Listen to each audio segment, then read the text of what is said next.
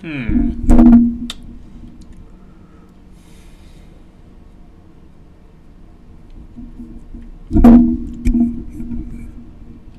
well, well, well, well, well, well. Well, well, well, well, well, well, well, well. That aspect ratio is terrible.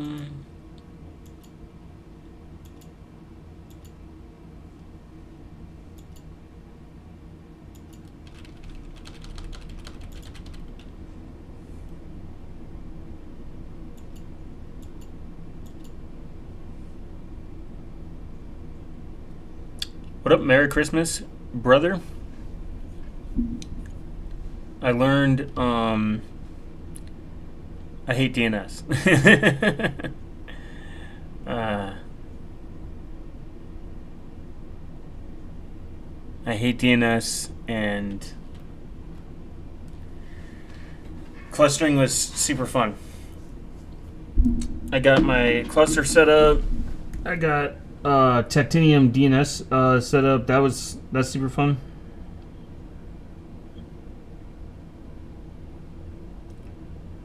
I have a ton of services to set up and rebuild.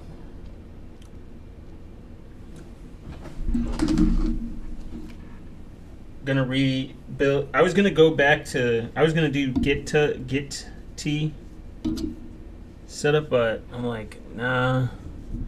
Happy Christmas and Merry New Year. How about Merry Chrysler? No one's gonna get that meme, I think, because maybe it's old. Maybe it's too old. Maybe it's too deep. But damn. You know what? Pro tip, pro advice. Make sure you set up your network the best you can the first time.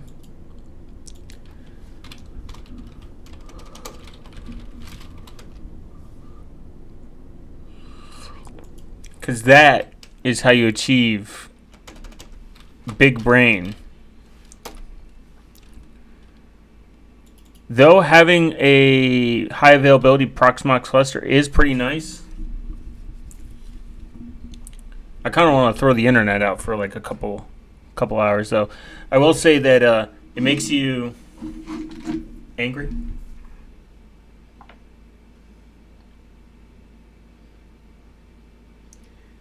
Actually, while I'm here, I think I'll set up. Maybe I'll see if I can get conversations working again.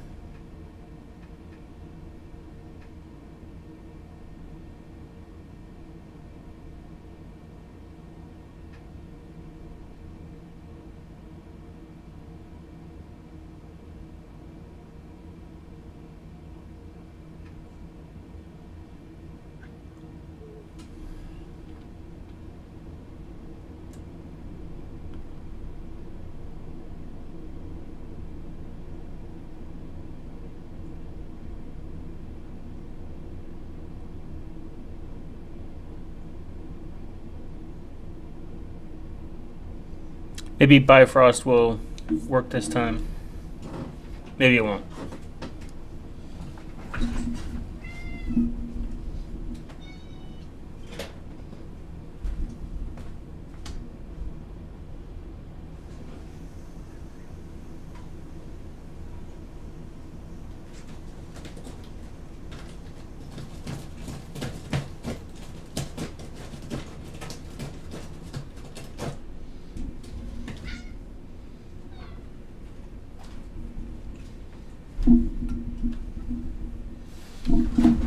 A couple things I learned, though. How come your cat only meows on YouTube exclusively live streams? I don't know. Actually, that's a good question. My microphone be picking up shit, though. It's a pretty good mic.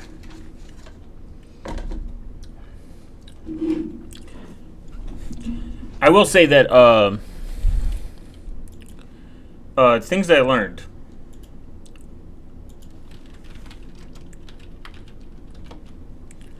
before we go down the Tor.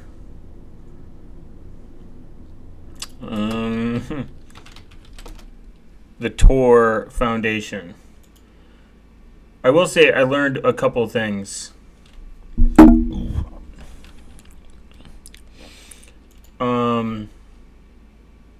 First, I hate DNS. Whatever. I hate DNS. Clustering is cool until it stops working.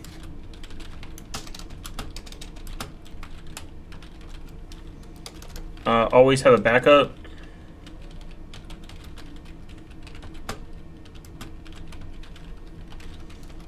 Right now, Ceph is not for me.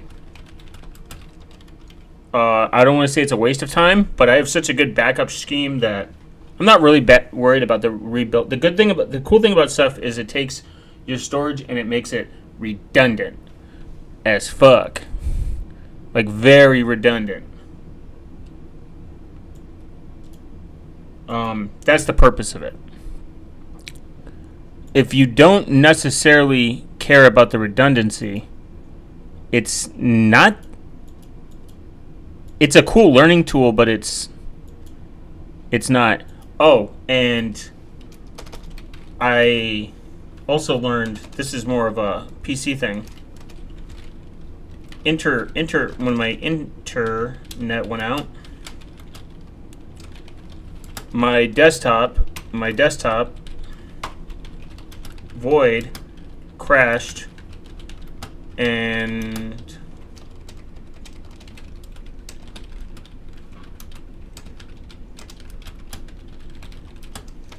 my Void desktop had crashed and had a stroke because it couldn't resolve a single repository. And this led to me, I'm like, damn, that sucks. Like, what if, like, the repos go out? And what if your NTP server goes out? So NTP, when you have a cluster, is kind of like a super important thing in Proxmox. If you don't have good time, you get something called, like, you get pretty much drifting across the board. Like, your system will drift, and it causes essentially an issue and an oopsie daisy, as I would say, within Proxmox, which is not good. This is why you should set up your own NTP server. You don't need, from what I've read and listened and heard people talk about that are, a million times smarter than me, is you don't need, like, crazy expensive pee-pee-poo-poo timing, like, equipment in order to get this. Now, it would be nice if you could get PPT. I've been learning a lot about fucking time and the internet, and it's kind of crazy, cool, but it's a little over my head. But you can run your own local NTP server as well with a very inexpensive GPS dongle, and you can use satellite. Satellites have really good time down, I think, into like the milliseconds, and that should be good. It'll be good for like the next 10,000 years. Like, we'll all be dead. So always have a backup. Run your own time server.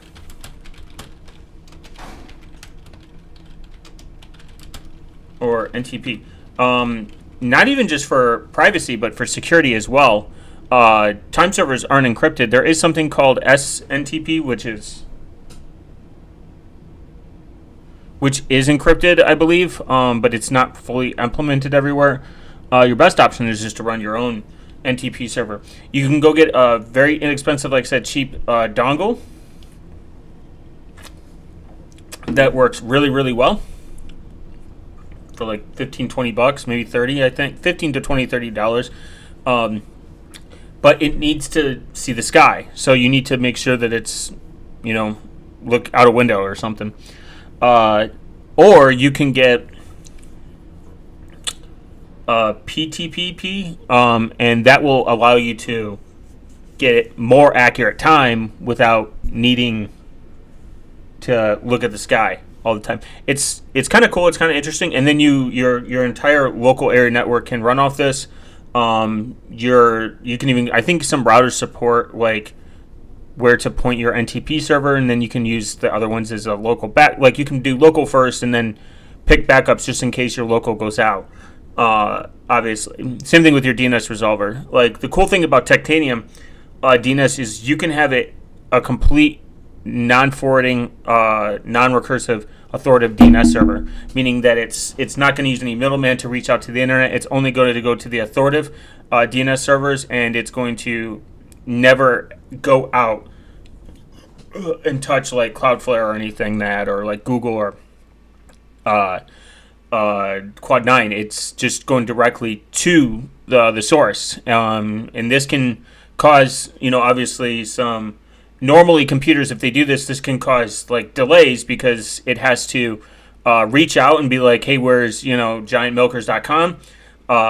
But if you create your own DNS zones and you cache all these websites that you go to, because you're not going to tens of thousands of websites, you're probably going to like 4, 10, 15, 20, 30, whatever. And you can actually just build that yourself, and then cache all. It's going to cache all that locally, and then boom, you're solid. Now that things will run faster and more efficiently. And the cool thing about Proxmox cluster is the high availability. So I'm running these in containers, LXC containers, 2 to be exact, on 2 different nodes. I can even migrate this. So like say I wanted to migrate it. I can migrate whatever this. I can migrate this entire CT over to a third one, just in case. Like whenever this goes down, it'll take it up. It'll take it up. Now, your wife leaves you after leaving you, huh? That's true.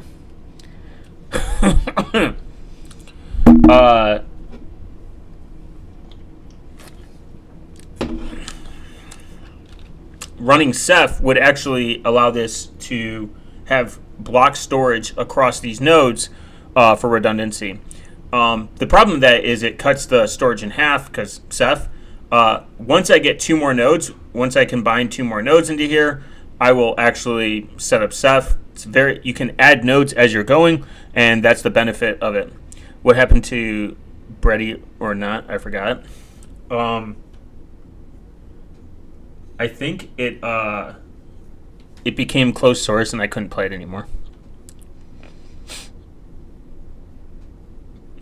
And because like you now could have snapshot, you can do snapshots, you can do like backup redundancy. So like here's the backup. I can back up everything to pretty much my storage. And that's like kind of the benefit, and then I can replicate this. It's truly pretty based. Feds don't want us playing SWAT games. How ironic. It's true. So you can back up now.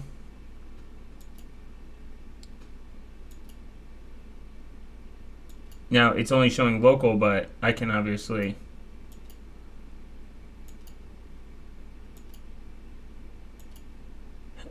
I wonder if I picked that.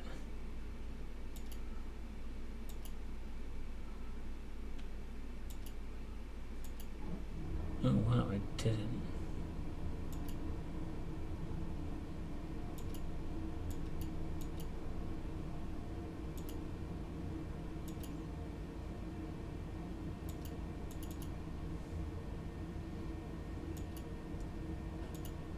That's what I forgot.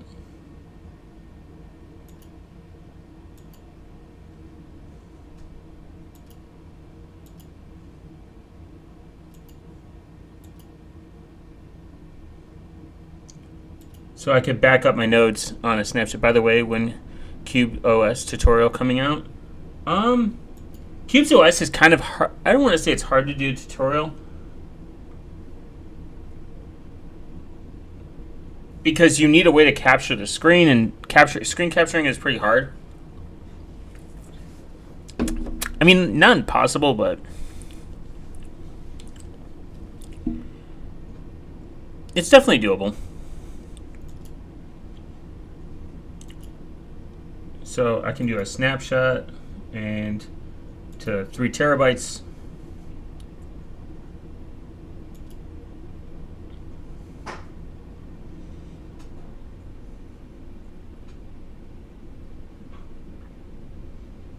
And this is so small that it will write it. It'll write it pretty fast, and then it'll. And the cool thing is, because I'm running Titanium in high availability mode, even if this goes down, like say this froze and went down, it'll literally go over to the second node almost instantaneously and take over all the traffic. Like, I'm just looking at DNS2 right now, and it just took all this traffic in this spike. And I could still, if like my DNS went out, I wouldn't be able to stream. So if I did this on like a single non-redundant policy, I would have been cooked.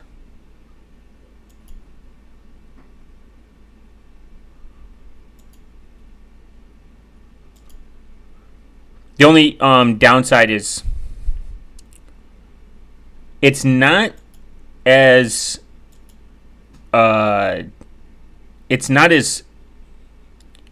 detailed and good as for ad blocking. By the way, as like Pi-hole is. Pi-hole is like, it's kind of like Pi-hole is more of a ad blocker first, DNS resolver second, while Titanium is DNS resolver, ad blocking second. But you can definitely do it. It's not impossible. I mean, I run Brave, so I don't really care about the ad blocking. I just care about if the internet goes out, my DNS server will have a lot of my stuff locally cached and running. And I can even point my VMs, like my virtual machines, there as well. It's pretty sick on how it works too. I'm going to be setting up more and more services that will make me less reliant on the internet. Essentially, once I set up my own NTP server. Later, Billy. Appreciate you coming by. Have a good Christmas. Once I get that, I'm gonna do my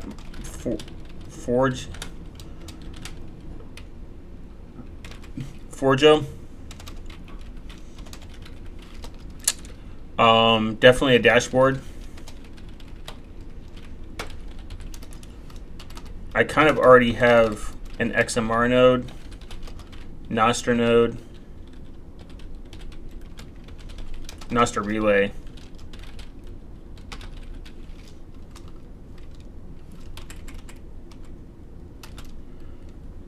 I would say that's what's done and not done.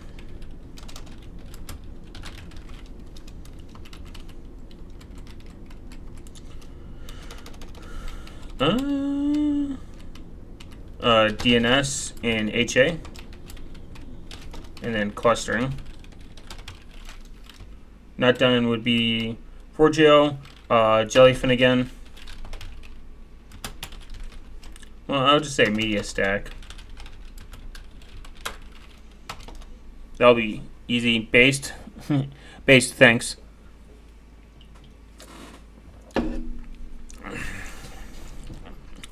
So, definitely NTP server is on there, on the list. I'm probably like priority wise, like this would be it. And then Forge next, because I want to get my list out. My list out of services that I run.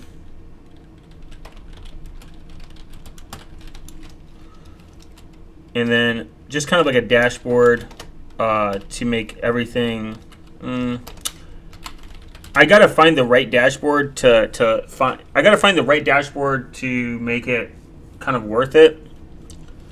And then I guess in perspective, a off-site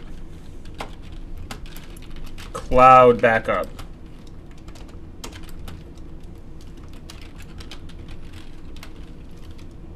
Because that's the only thing that I'm missing, and I have been missing for a long time. I've never had a back. I've thought about Backblaze. The issue is it's not the cost or anything, because I can just pick stuff that's super important, and I can do like stuff that like I don't want to lose. I could do like a hard drive, but the whole point is like if my shit fall, if my house burns down, I'm kind of cooked. I have TrueNAS that I pretty much do snapshots and backups like there's no tomorrow. Oh, this is another one. Analytics.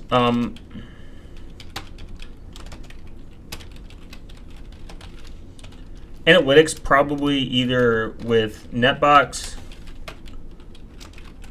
Netbox would be kind of cool. Something maybe with Grafana or Prometheus. Possibly that'd be kind of interesting. But I've used Grafana and Prometheus. I'm not a huge fan. But Netbox definitely. And I would like to get all SSL locally.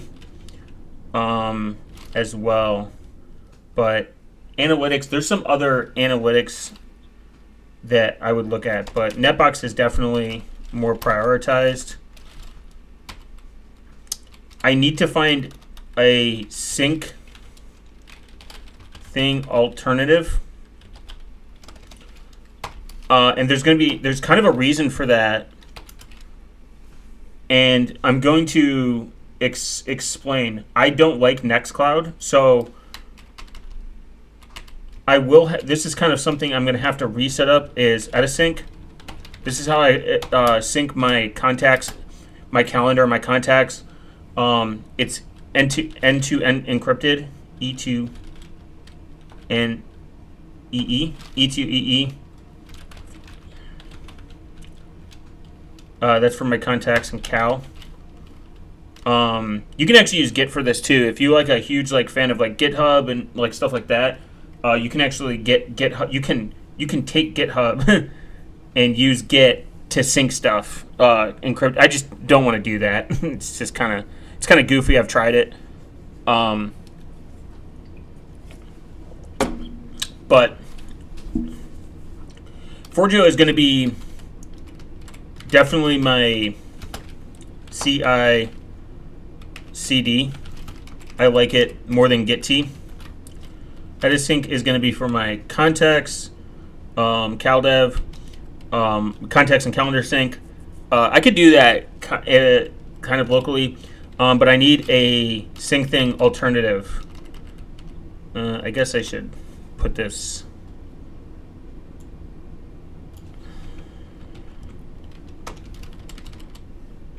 Below. My media stack was kind of easy. It's just Radar, Jacket, Jellyfin. Ooh, and my favorite, Warrantar.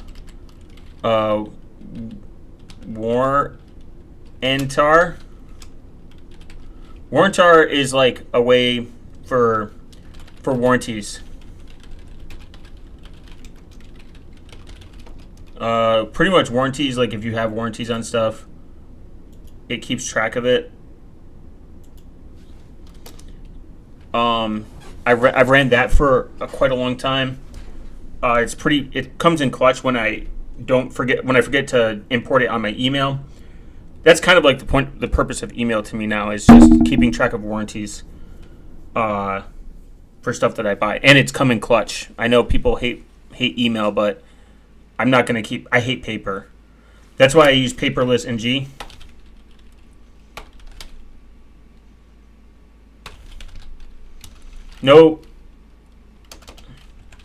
NGX is the correct term, but I kind of don't like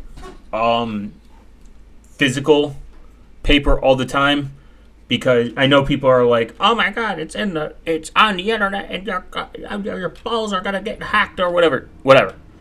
You can just encrypt everything that you possibly can.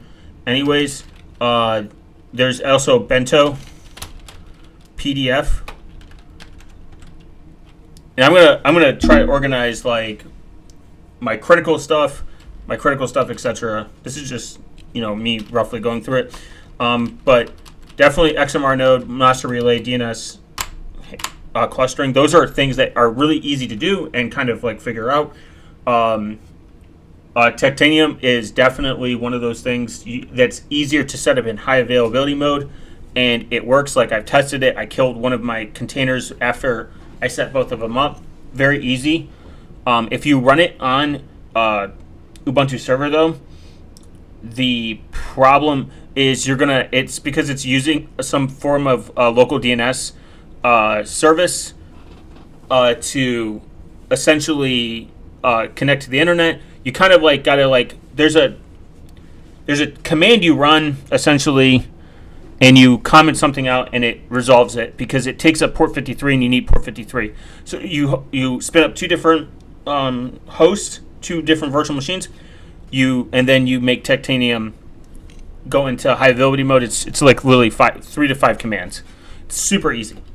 And then you go into your router settings and you point it all to the one main node, and then you restart all your computers and services. Otherwise, you'll run into issues.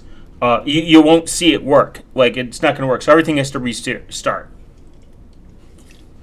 So I just went through everything and rebooted it, essentially. But my backup,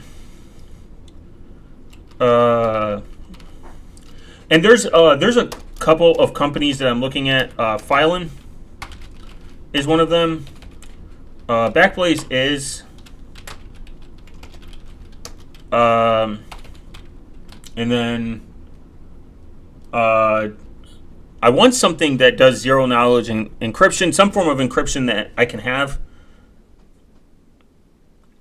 I'm not necessarily too crazy about finding something that isn't that good. So, like, that doesn't have some form of encryption, or at least a long history of cost. The problem is always going to be cost. But I need to make sure that, like, because you got to look at ingress fees, and then I think Wasabi was one of them, and then Flux. There is Storj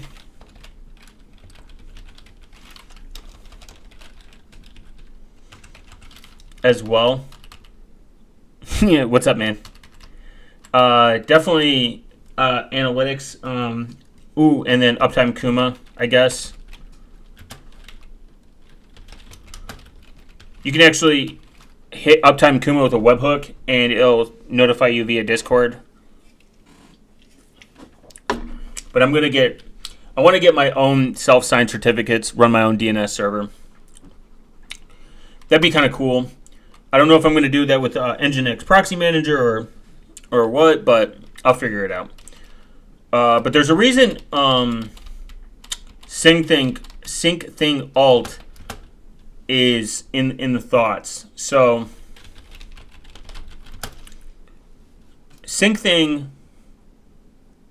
is going through some drama.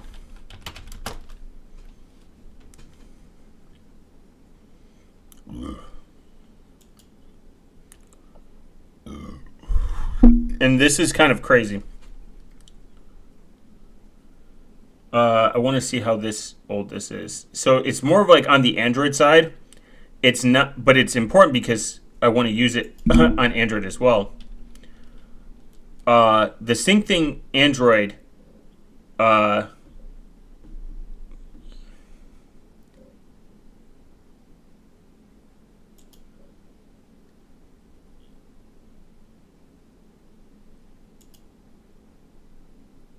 damn it.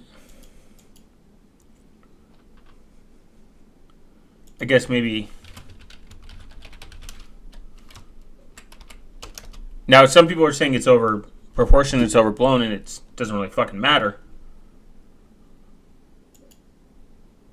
Wow, that was a really bad site.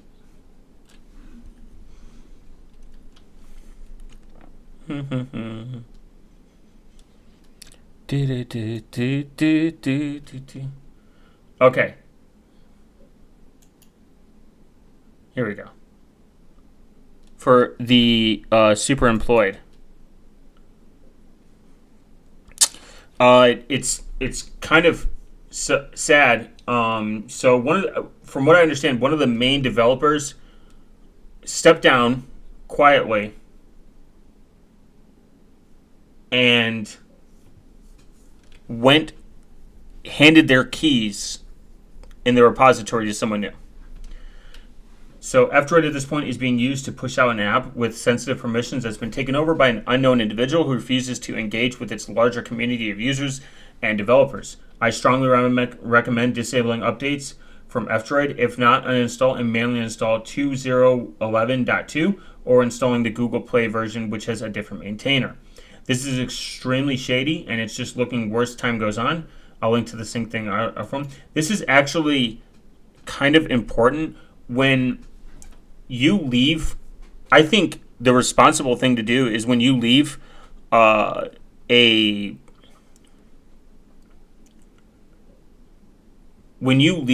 project, you should tell your maintainers, hey, this is the person I'm leaving. Here are their keys. This is their this is why I'm leaving. You don't even really have to explain why you're leaving, but you are handing this to a complete stranger, and you have to remember SyncThing has a lot of permissions, a lot of trust. I love SyncThing. I've been using SyncThing for a very long time at this point. So Android, the thing is, way while back, SyncThing's main Android application sunsetted. They were no longer maintaining it, so someone forked it and made SyncThing Android Fork or whatever. But pretty much, Cat Friend's new account, but apparently it's not the case. Essentially, they went back and forth, going. Some random person named, I think this is it. This is the person now maintaining it. They ended up taking over SyncThing Android. They have no contribution. They have little contribution. They have little known about them. And it is, people are not happy about it. And because they're not happy about it, and so many people rely on SyncThing Android in general, and it's just some random person coming in and taking over the official maintenance of it. It makes people uncomfortable that there was little to no explanation of, hey, this is the new person. Just even introducing, like, hey, this is the new person. We've already talked about it. We trust them. Here's their information. Like, would have been a better, way better, way better option. And this has been going on for quite a few months. A few weeks since like November. I think. Ironically, F-Droid really did have the closest model to being what we needed. Oh, there's also lazy Izzy on Android that may take one that we would consider utility was code out. Absolutely nothing against Izzy on Android, by the way. Could be wrong about this. Yeah, it's just a kind of like a shit show with something that is so important to people that don't want to rely on I guess like centralized syncing. Like if you have a password manager, you can set up SyncThing to do two things. You can set it over I2P or you can set it up completely local, no internet connection, all peer-to-peer. No global reach, so that means it's all on the local area network. And that's, to some people, that's all they need. They don't need to sync their shit every 30 minutes throughout the day, which I recommend people do. Is like, get, if you can sync thing server, you use it, love it. But on Android, it is, I wouldn't trust it. Now, I haven't been keeping up with the drama. I don't even know where it's at.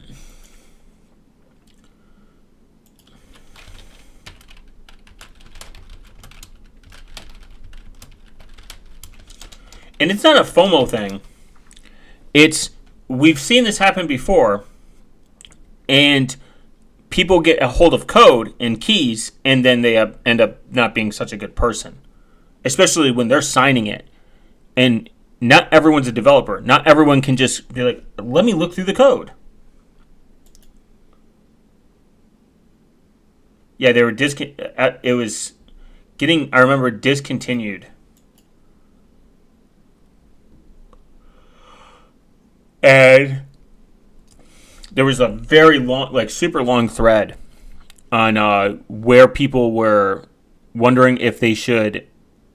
They're like, I'm not going to update. So not only they're going to not update, what if there's a security, like, you know what I mean? What if there's a security problem? You could be taking an absolute risk, especially if you super rely on it. It's so sus. Just get off of silently and give the keys to someone else. Can't think of a worse way. Yeah, and the worst part is the person has zero contributions.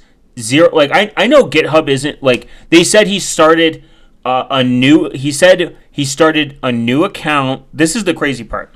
He started a new account. So there was no confusion. It was a bad idea, quote unquote. This is what I remember from it. They started a new account, and it was a bad. They look at it as a bad idea, but it was like, it's like, dude, why wouldn't you use your original? If you hand the keys off to somebody, and say the developer has 5 years of consistent development and contribution, and it doesn't look suspicious and people are going through it, why the fuck wouldn't you use your main developer account? Like, that's kind of retarded. I'm not a developer, so I'm not, like, super in the know about, but I understand, like, the importance of signing your software and making sure, like your keys are held as close into your anus as possible, as if you were crossing the border with, like, coke in your asshole. You don't want to get searched. You don't want to lose them. You know what I mean? And I think it's shitty of them to do that. I'm trying to. I wonder if I can find the person who brought. There was someone on Twitter that brought it to my attention. Kind of. They said, "What's going on with sync thing?" But it was more or less. I was like, "Oh, it's probably just fun." Because some people get I agree. Some people get super. I guess they're like they get they jump the gun a little too much, if that makes sense.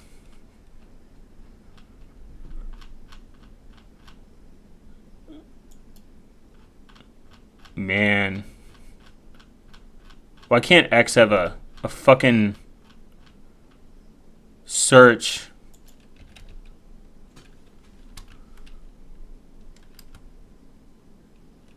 Why can't X have a fucking search through your followers? Because I think the guy follows me. Not that I'm important or anything. But I just remember coming across it, and I was like, "That's crazy." Oh, here we go. Sync thing. Maybe I can search through it. Sync thing for package ID does not match. Currently have Gplay. Oh. I think that's just people.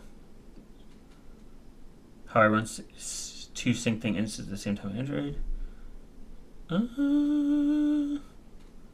Android remote devices still up scanning. Concerns about syncing Android work in the future of Android. Here we go. This is from October. I've loaded concerns about Cat Fruden because it supports syncing on Android with Google's terrible requirements. If I use a custom ROM on my phone,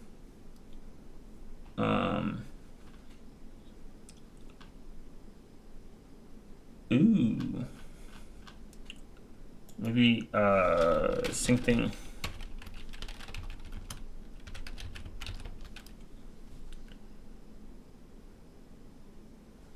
I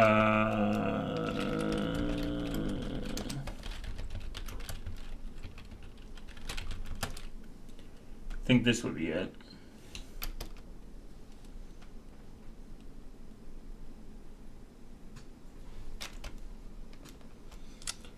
You would feel like it was very, I wonder if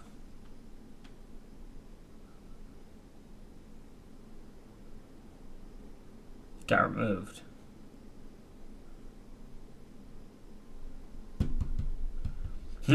OnePlus has such an issue with stuff. I think they have something called don't kill my app or something. They kill apps in the background. I had such a huge problem with OnePlus.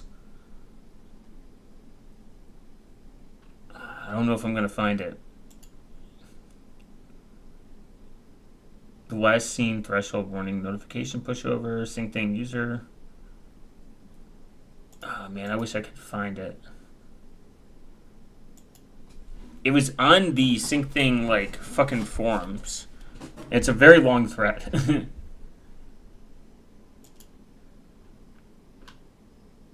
Because this is the guy that got the hate.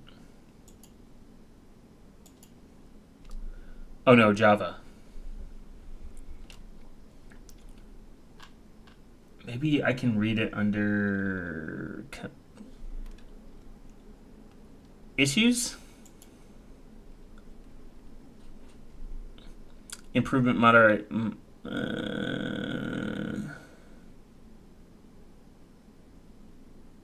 Run conditions do not take sync. I would like to be able to synchronize containers. Contents. Oh, okay. Oh no, man. I get the icky vibes the way they did it. If I find it, I'll link it somewhere. I'll link it somewhere in the. I'll link it somewhere. It's kind of.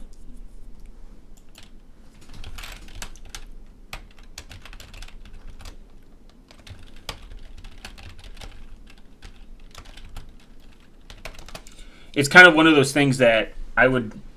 This is only from December 6th. December 7th, so it's not that long ago.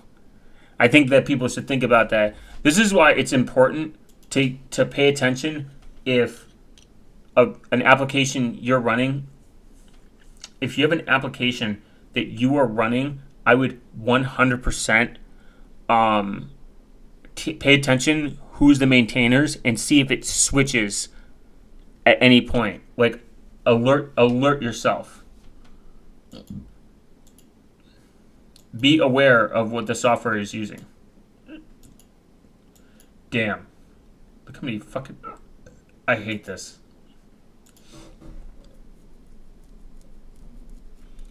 I hate going on the internet like this. But there is something new that I came across that I'm kind of interested in, that I kind of want to get and or check out.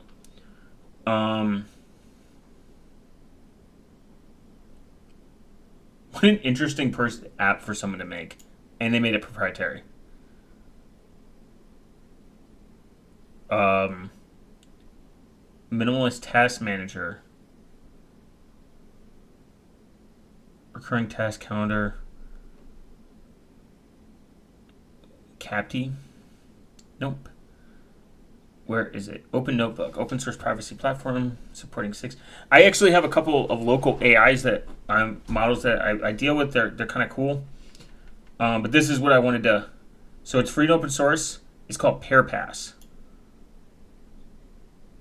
It's very new. It came from El Salvador, so I don't know if I can trust it. Just kidding. For all my Salvador enjoyers. It's a fully local open source password manager designed for completely privacy control, unlike traditional cloud. Yeah, we know. I'm surprised he didn't use the word Libre in there somewhere, because open source developers always do that. Still needs to add support for TOTP and passkey, worth keeping an eye on. Oh no, TOTP. So I like the syncing feature. It does peer-to-peer sync. Securely sync between your own device without using a centralized server. Your data moves directly and securely between devices you control. End-to-end encrypted. All data is encrypted using the proven cryptographic primitives from libsodom. So any developers that are libsodom enjoyers and love, so is that libsodium or libsodom? Tell me if that's good. Libsodium. It's got the word lib in it, and I know Libre is loved, and no one else can access or read your vault. Not even us. It is weird when they say not even us, because I'm a little concerned. I'm like, how would you, if it's offline, why would it matter? It's got 95 stars at GitHub. It's independently reviewed by SecVault. It just concerns me when people, like, when these stuff comes out for only one reason. And one reason only.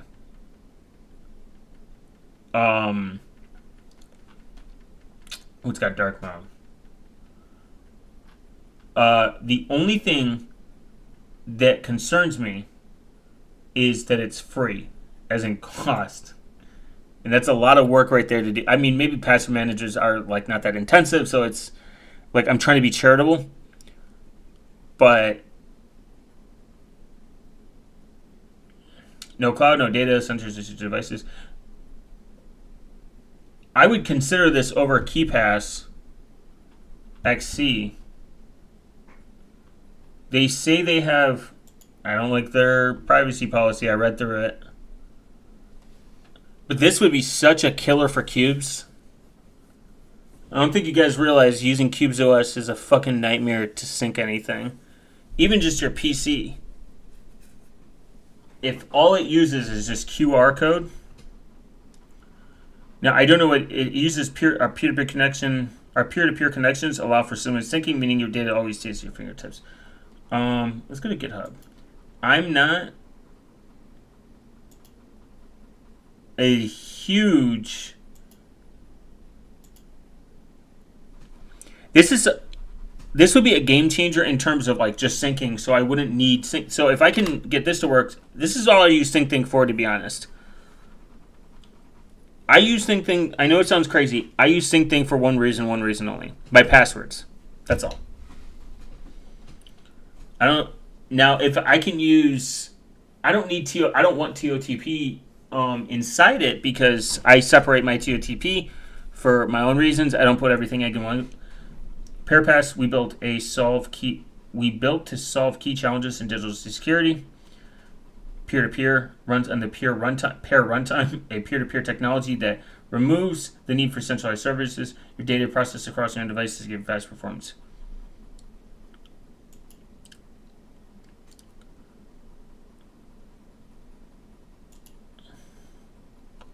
I bet say people can't do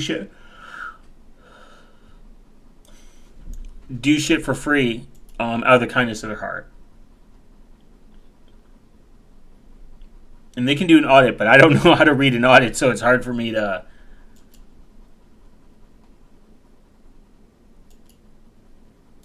Okay. So it's been around for how long though? Not long. JavaScript? Never mind. I'm out. Let's see, contributors.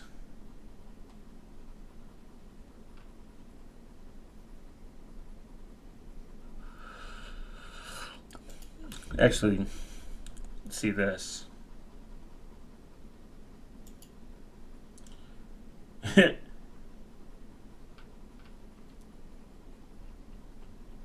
If you can dream it, you can hit. Now they say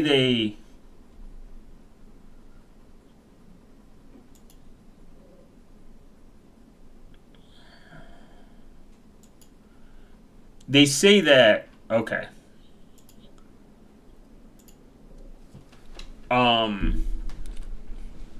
What's the word I'm looking for? They say that oh man. I can't think. I lost my brain. So it looks like they wait, Tether.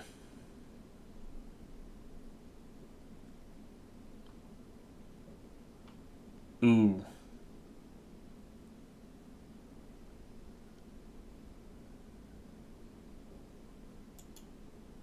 Tether is involved in this. I don't know. That's immediately red flag.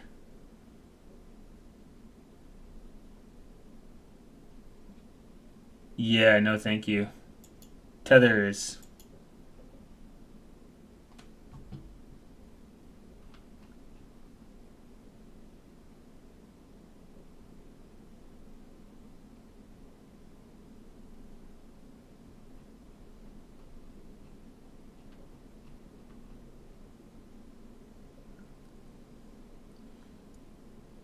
Keat, PeerPass, peer-to-peer location sharing that puts privacy first.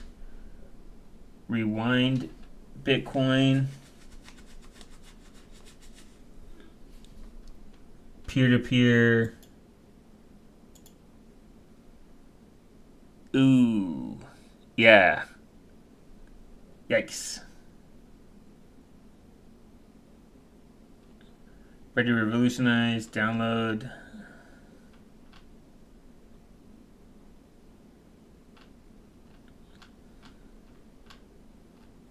The fuck is this? Oh, peer-to-peer tunnels. Create peer-to-peer tunnels, instantly bypass any network firewall. Okay. Yeah. This is kind of cool. Where fam? But Tether is, I don't know, man. Tether is not. No, thank you on the Tether part. Why Tether?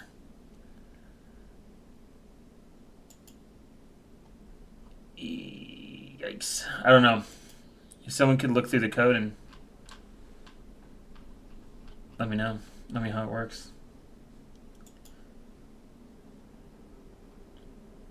So 27 for location sharing. Unlike any platforms with time limits, offers continuous real-time looking at the restrictions. Privacy first.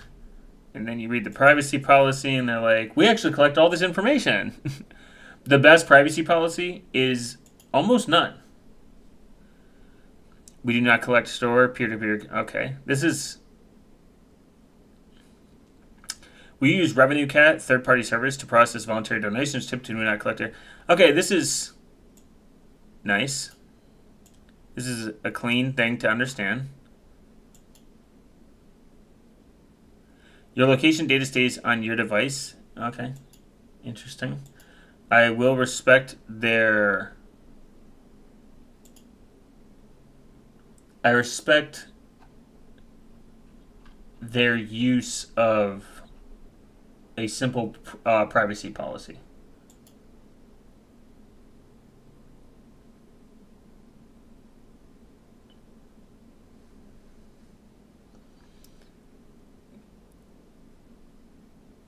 Okay.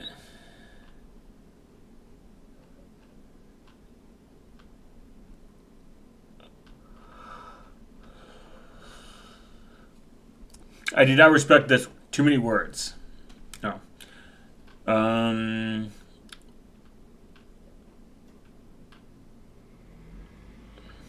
sharing with her.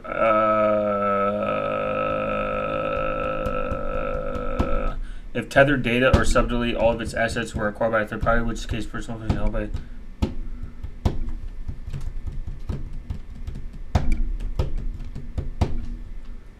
What are you collecting now?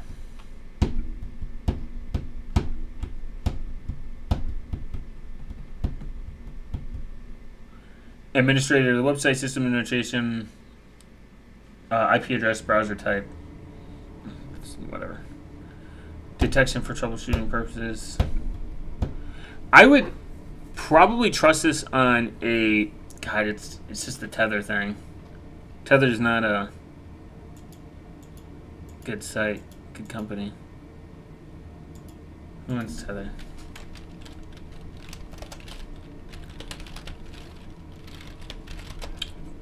Where's that video? There's a video I saw of Tether, and I was like, yikes. Probably not a good idea. Probably not good people.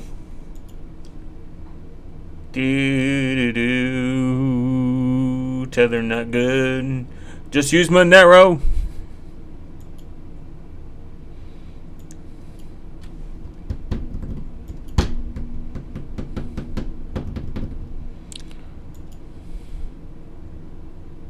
Ooh. Reject all. Thank you, YouTube, for giving me that option.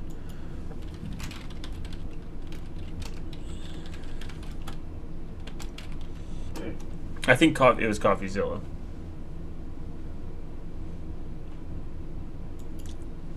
Yeah.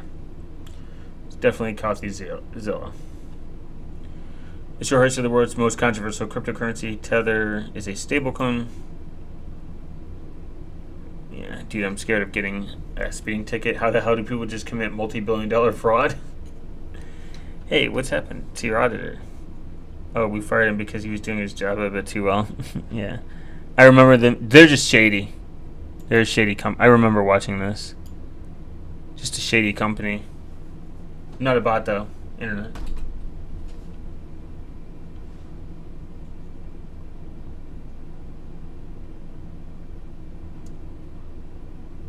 It's crypto legit now. Yeah. Wouldn't trust them.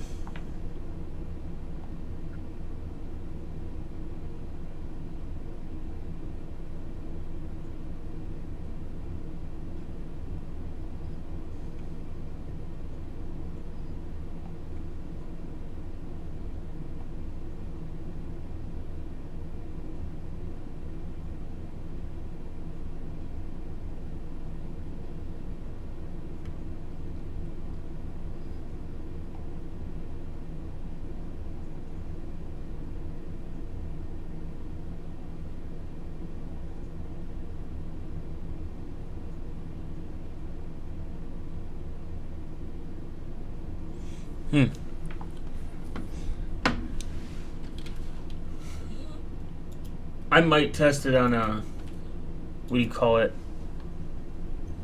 local install. Oh no. How do I restore a tab?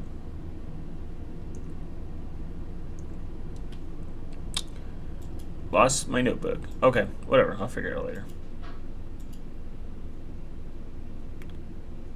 It's interesting though. It would be a good alternative to have compared to KeyPass and sync thing. I would like a easy way to sync stuff. Just scan a QR code, syncs.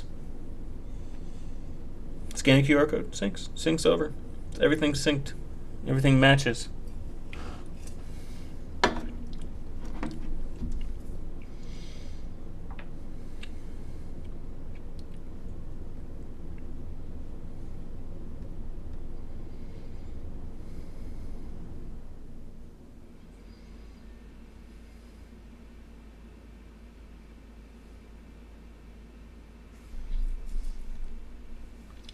I mean, it is open source, but open source doesn't mean anything.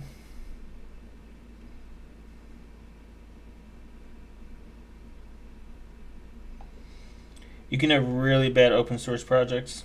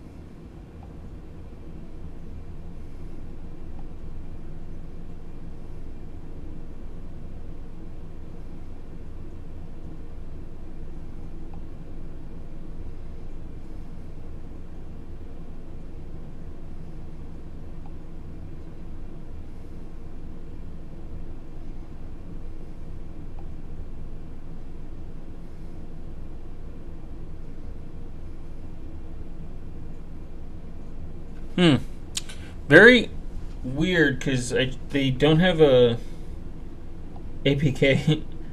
It's called an AAB or something. It's just kind of weird. I've never seen a file. They're not on F-Droid, which is also kind of an interesting choice.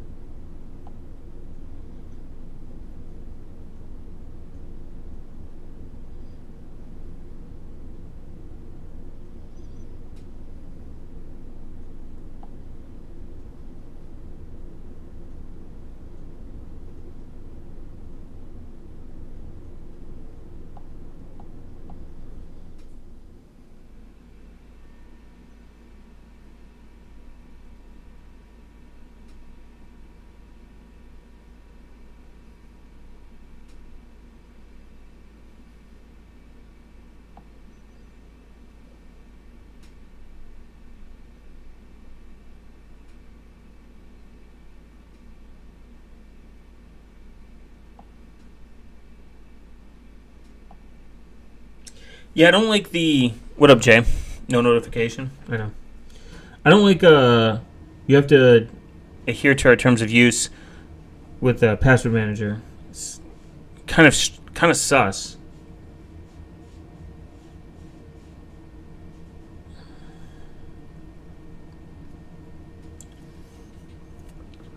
I will say that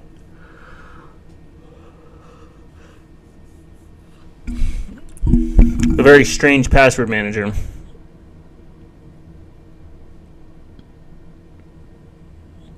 But if it works with no internet access, I don't trust it. It says local first. And it's taking quite a long time.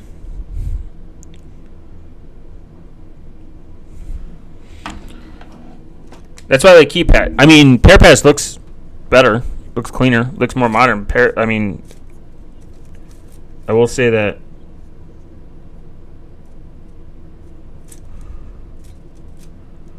keypass looks kind of outdated and shitty. And yes, I know we're not supposed to care about aesthetics. I get it, but make it a little bit more modern, man.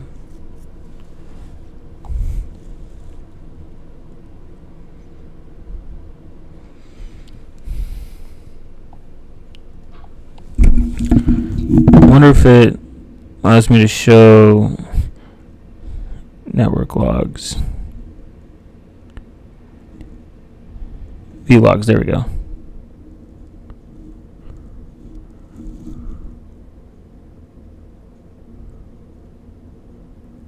Interesting. It's trying to connect to the internet.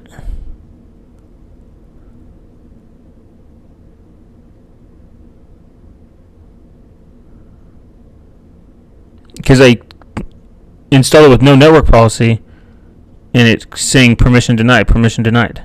Okay, interesting. Maybe it was trying to reach out somewhere.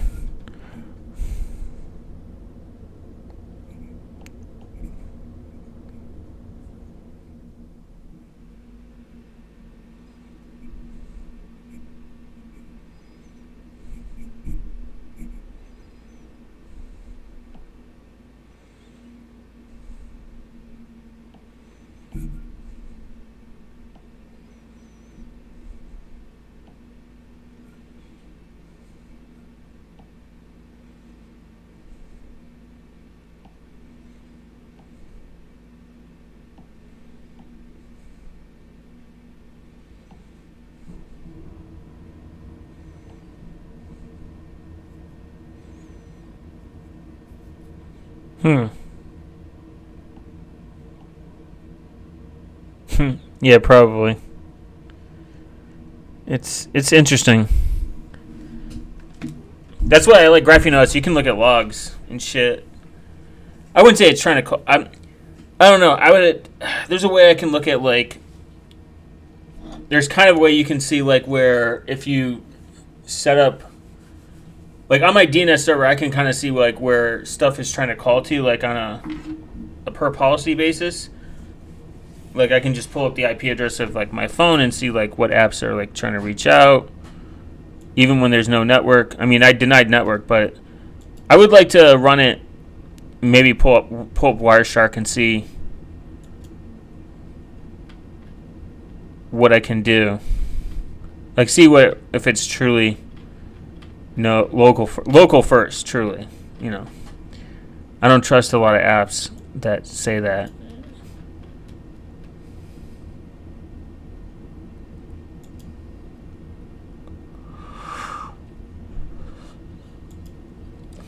Yeah, it's an interesting one.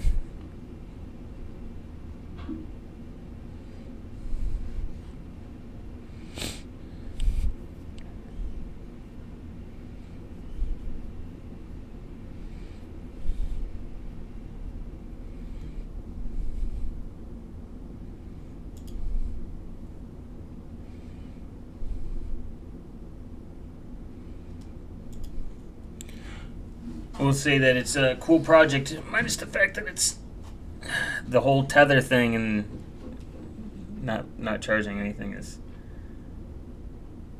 What's this?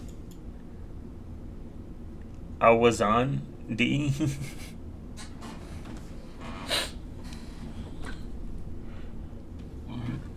It's going.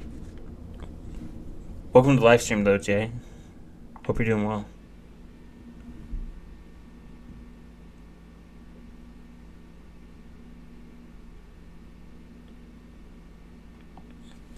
It's Modelo time.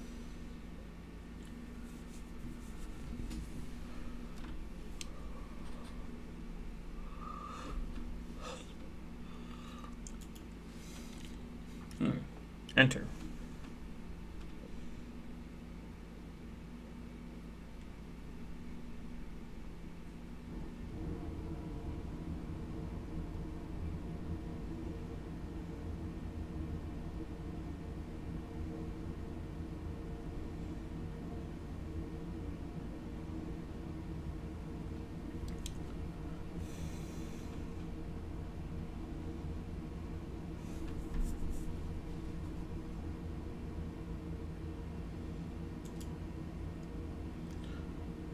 Click the broken circle. The fuck is this man talking about?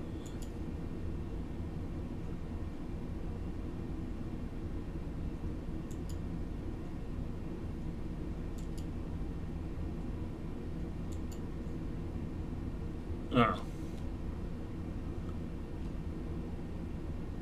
I was on.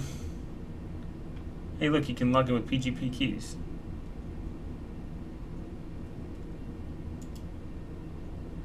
I'm feeling myself getting sober, so it's responsible. Oh. No Modelo time?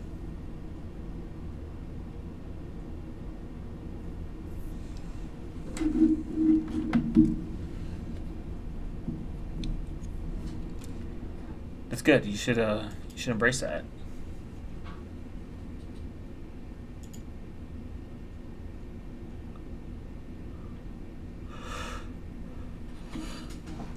You okay pass offline though? Speaking of that, Cubes OS offline. Oh, you're getting sober tomorrow. It's probably good.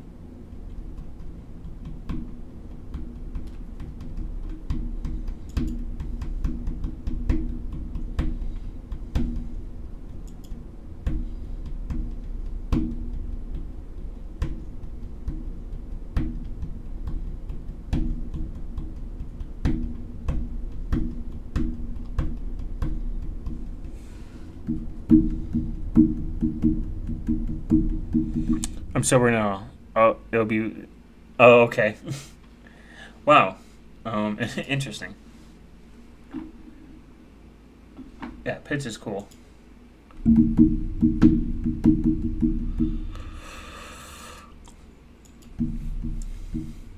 Pitch is like Twitter, but for skits.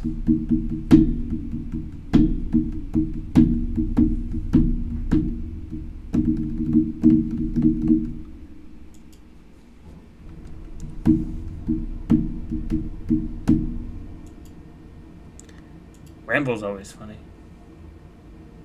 Termina. Ooh, Enchan.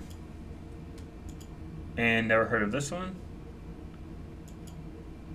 And I've never heard of this one. Yo! Anti-free speech war escalates as EU.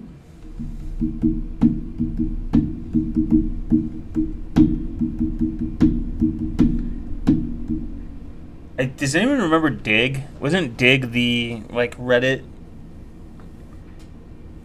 before Reddit?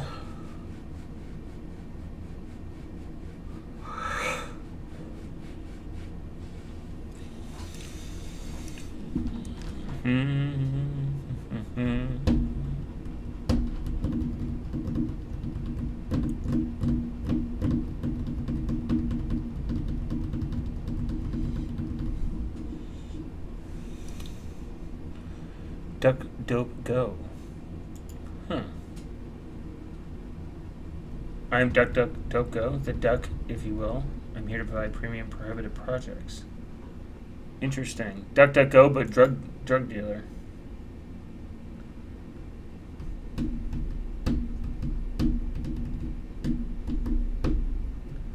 I gotta be careful scrolling this. Yes, Dig was a hugely popular social news site before Reddit became dominant.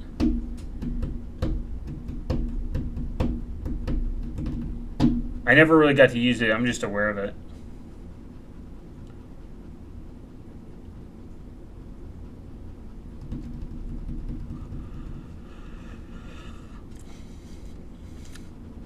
Look at that! Look at that chain.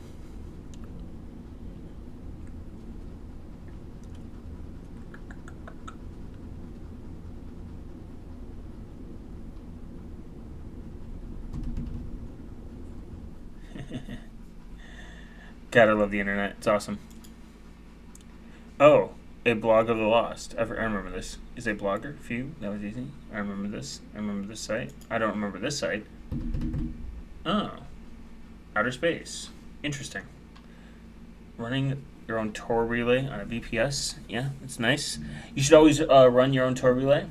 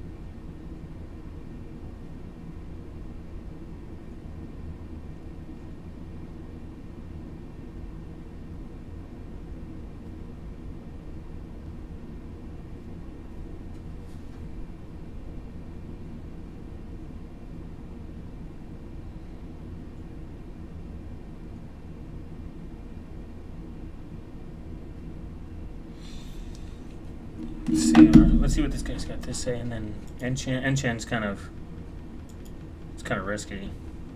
New Jala phone now available. Pre-order is an independent Linux phone. The only problem with this is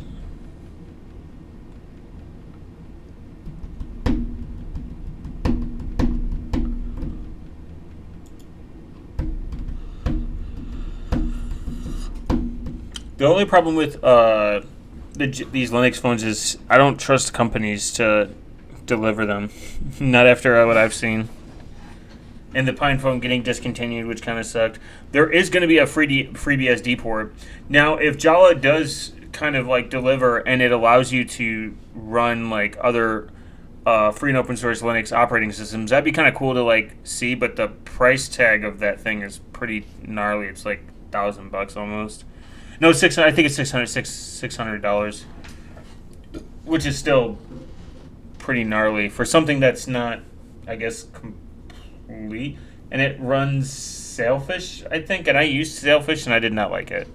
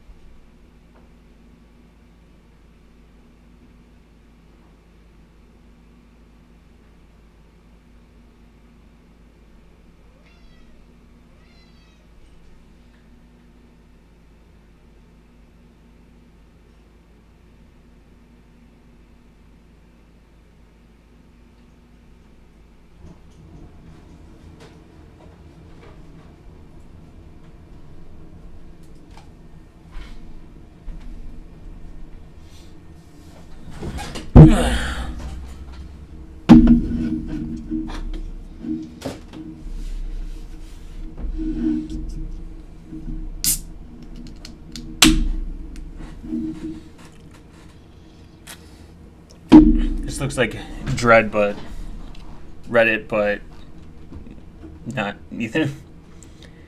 Looks like 4chan.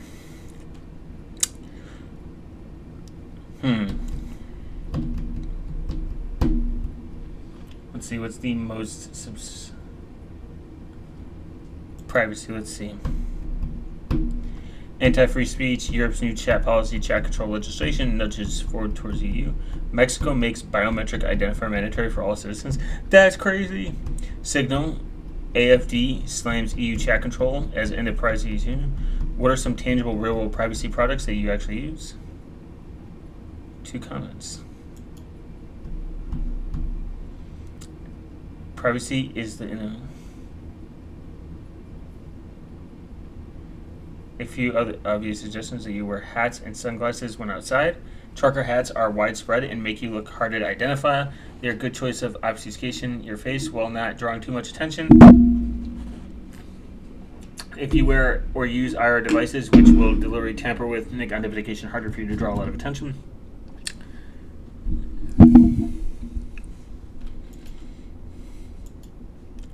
Wasn't it that...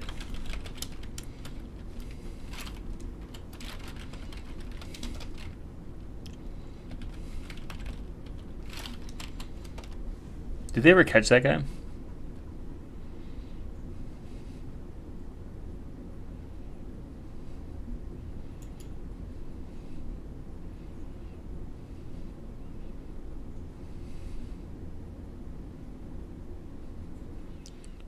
Oh.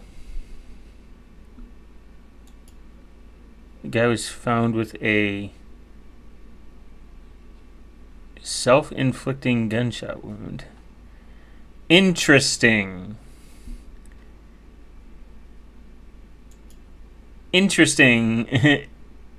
He kills himself.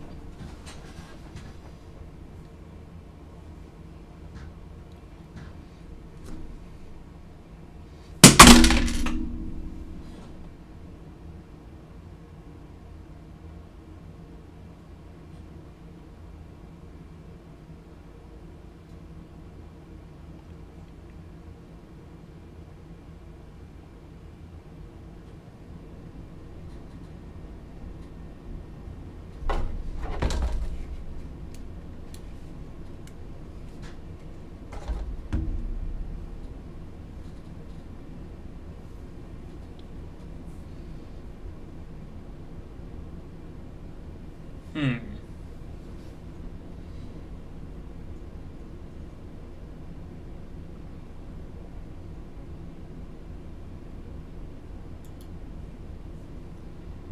That is quite the way to go out. You commit something and then you end up disappearing, and you kill a MIT professor, and then you kill yourself. What a weird, might be coincidental. Might be nothing. Probably nothing. Meme.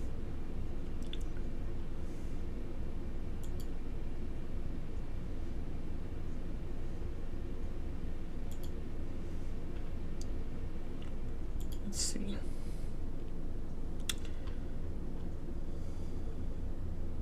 Search tools. I'll say that.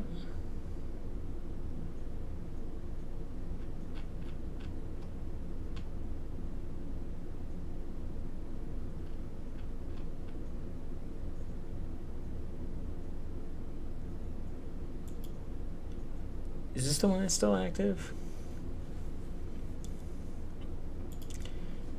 Cool self-hosted solutions. Oh, nice.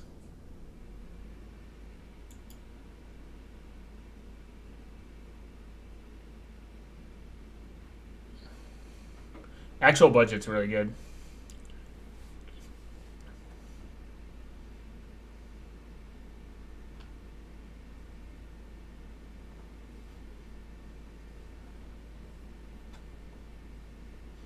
You know what? I don't know why people say use Cloudflare tunnels.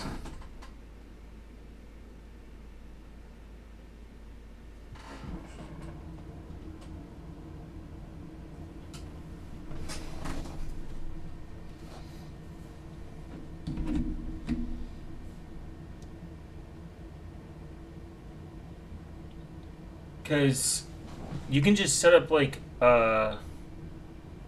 you can just set up like a way to do it yourself. Like you could just set up like a VPN server or something in your house.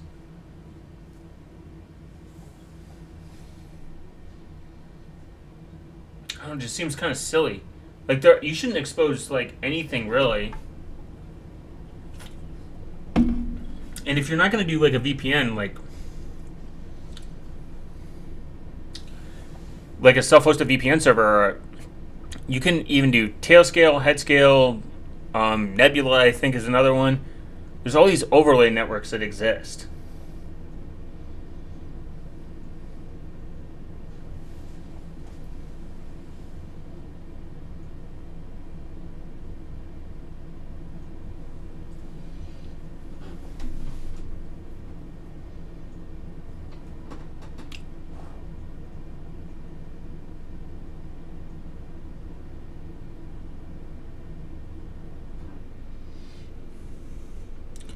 And because all these overlays networks exist, like you don't, I don't know. I used tunnels at one point, and I was like, I'm handing all this information to Cloudflare. Though I don't think they care. It's just I don't really see a need to access my internal. If I need to, I have a way to access it. I have a overlay network that I just don't need it. Paperless NG X. One of the best. I love it. Joplin great. Grocery. Actual budget's great.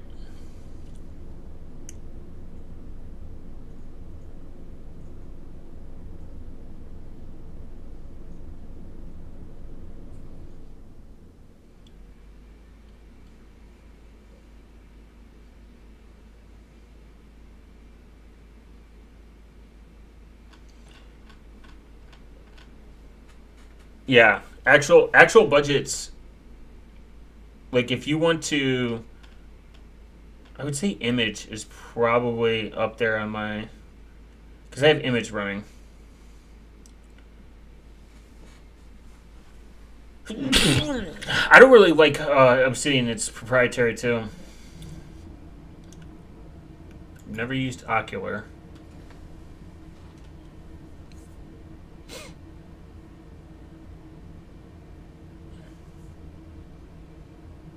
A fancy, simplistic, beautiful, straightforward, open source budgeting. Your budget across the years. Easy use. Yeah, there's another one. Here's a demo. I like demo. I like when they do demos. No.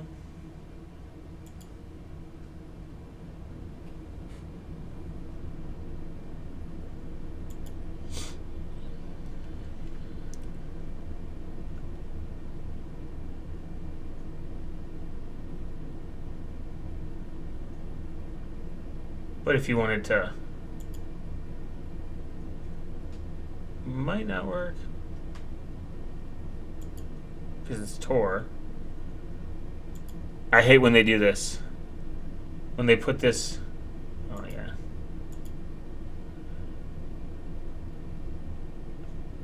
Ooh. Interesting. They show like $20,000. I'm like, come on, man. Make it real. That mortgage is definitely real, though. $2,000 in your Roth IRA? Yikes. You have 4 kids. What a waste. On buys locally for software. There's actually, I think, like, that's another one is your bookmark server. I'm thinking of switching to Link Warden, because it does a little bit of archiving better.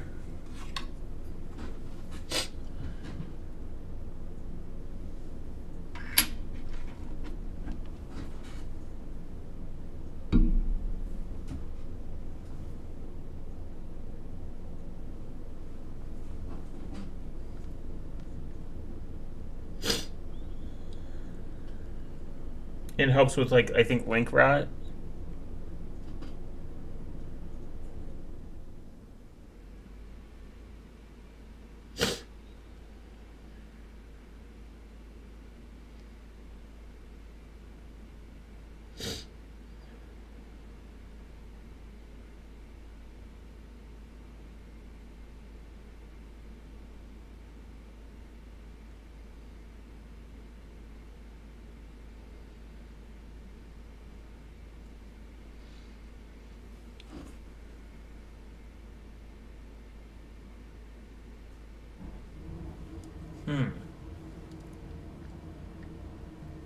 Definitely one of the cooler.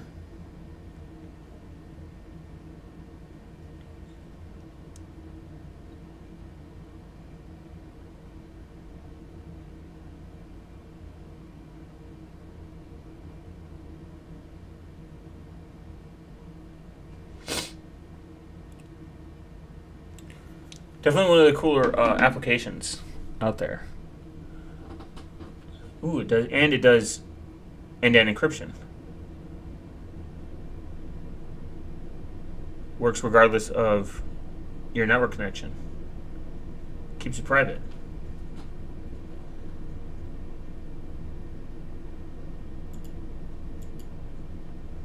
And it supports Linux. No Android, though.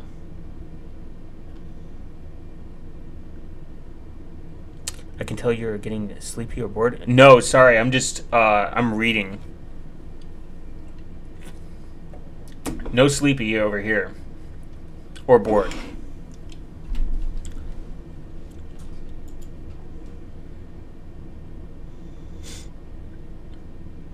I don't think you realize, Jay, how much I've had to set up in the last, like, 2 days. I wanted to kill myself. Hacker Shelf XYZ, free PDF library. Uptime Outer Space, personal self-hosted status page for all my services. Yeah, Uptime Kuma is pretty based, I will say. We'll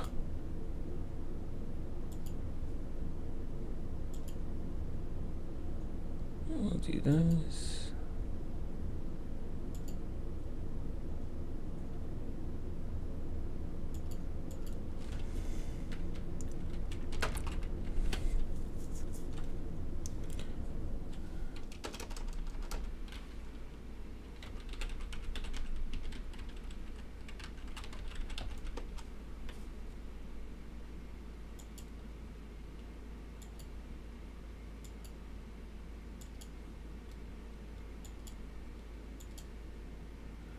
Are we going to be up until midnight New Year's Eve? I might do a New Year's Eve stream. I don't go out for New Year's Eve anymore. It's kind of boring. It's very boring.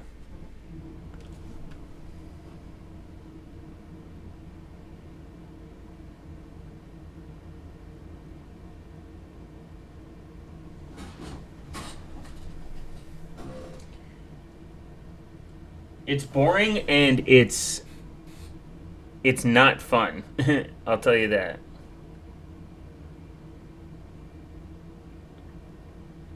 It's kind of just one of those things. That's just, man. Yeah, I can't remember. I think the last time I went out New Year's Eve, I did not have fun. I was like, this sucks. There's too many people. I don't like it. And expensive, depending on where. Yeah, it is expensive. It's not even just the expense part, like, because it's whatever. It's like, it's not even the cost. It's the fucking people, man. Like, people are so annoying. They're like the worst. Like, just because you have some beer in you doesn't mean you have to be the most insufferable. I don't know. Not a fan of, like, really. I watched Ghostbusters 2. Is that the one with the woman? I've never seen Ghostbusters, so I'm not familiar.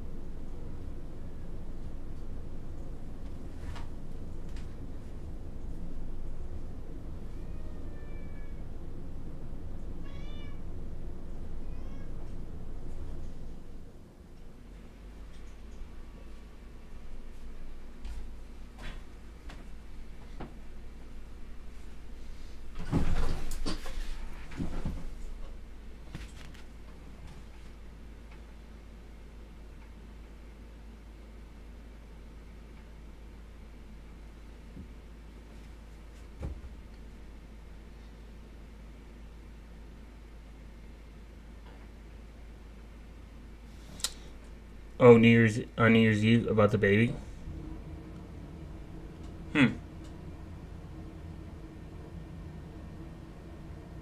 Not entirely sure. Never seen it.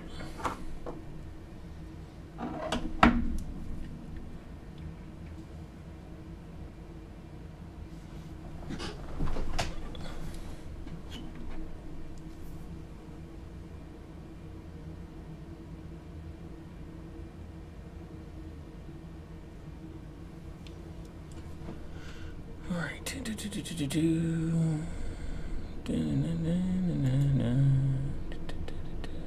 Let's see.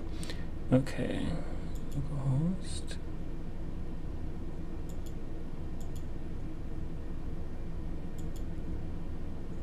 Let me.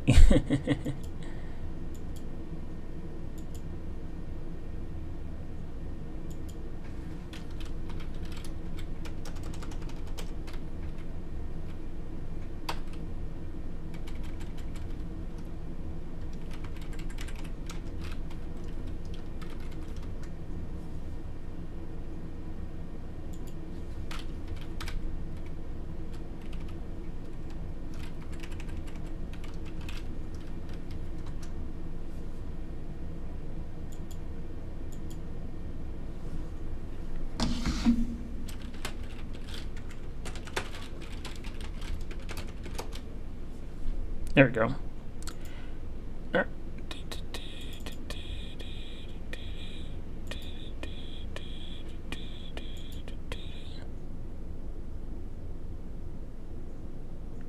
Huh, that's interesting.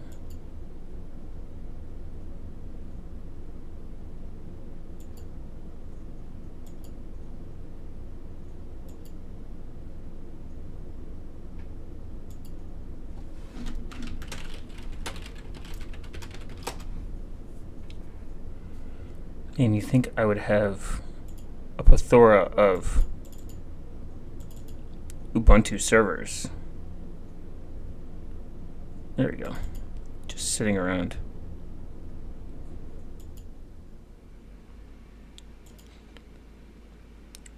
Actually, I mean, there's a...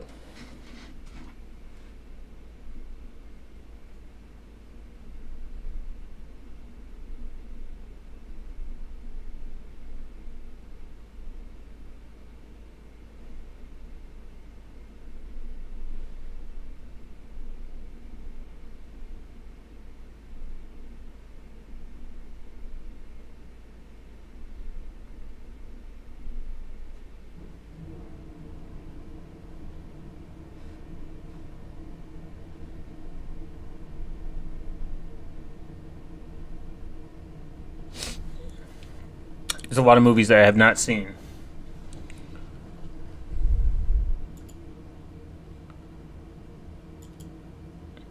Star Wars, never seen it.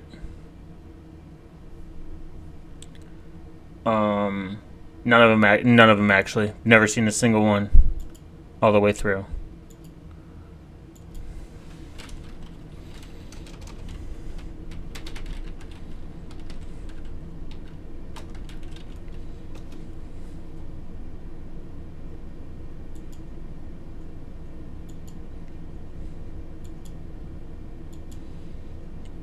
And that's okay.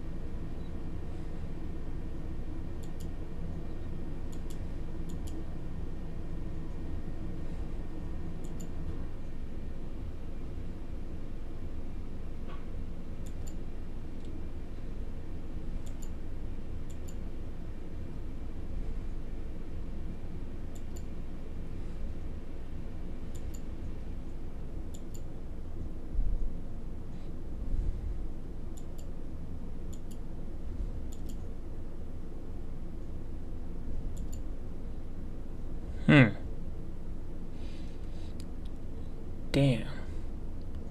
Maybe I shouldn't have used ZFS.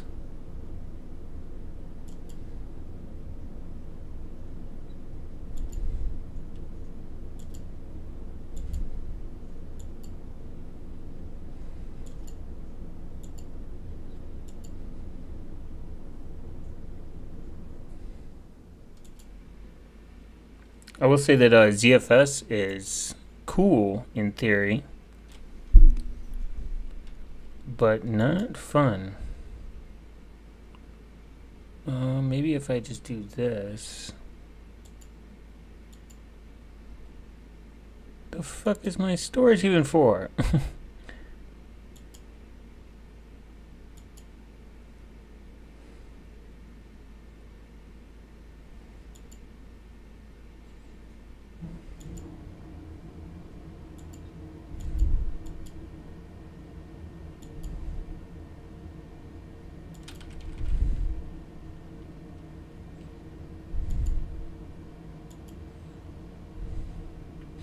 I will say that Proxmox is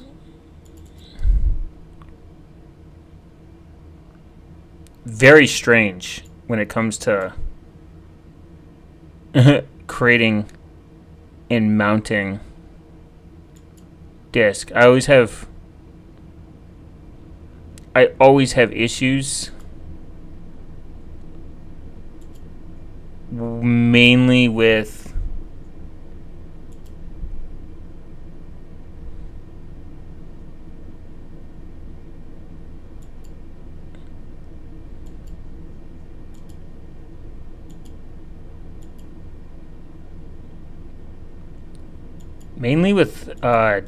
disk.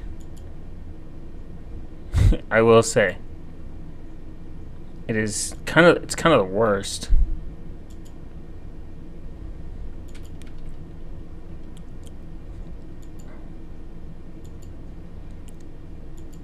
Like I got the local And then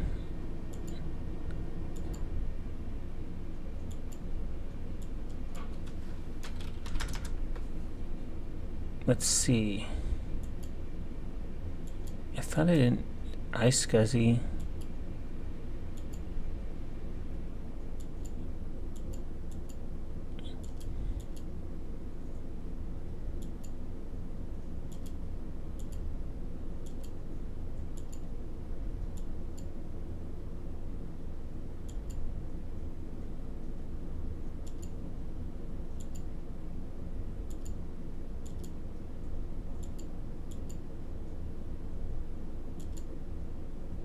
Oh, maybe I gotta do that. I gotta import that shit. There we go.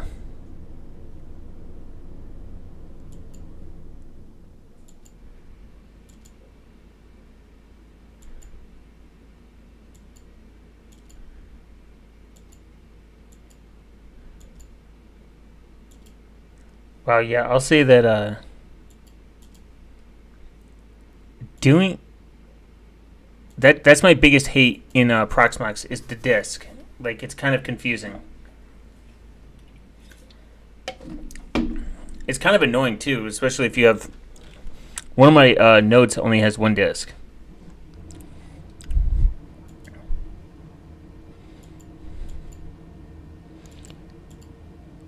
And the naming convention is kind of annoying too.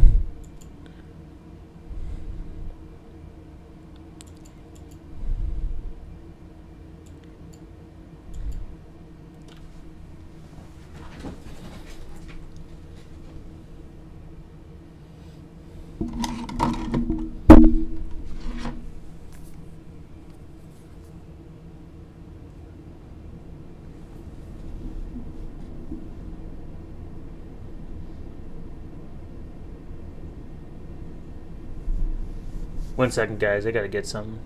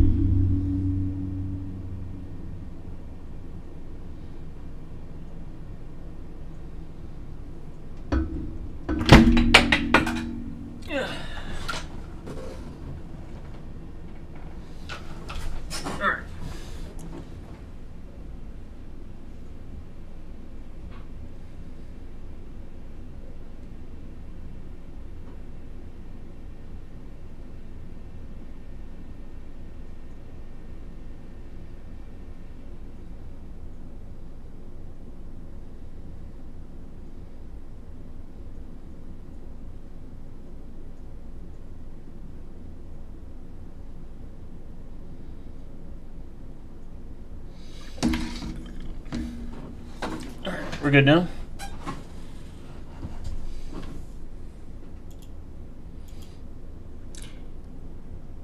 Typo.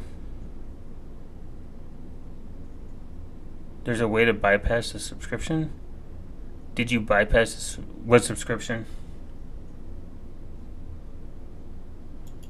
For Proxmox? You don't need a subscription. If that's what you're asking.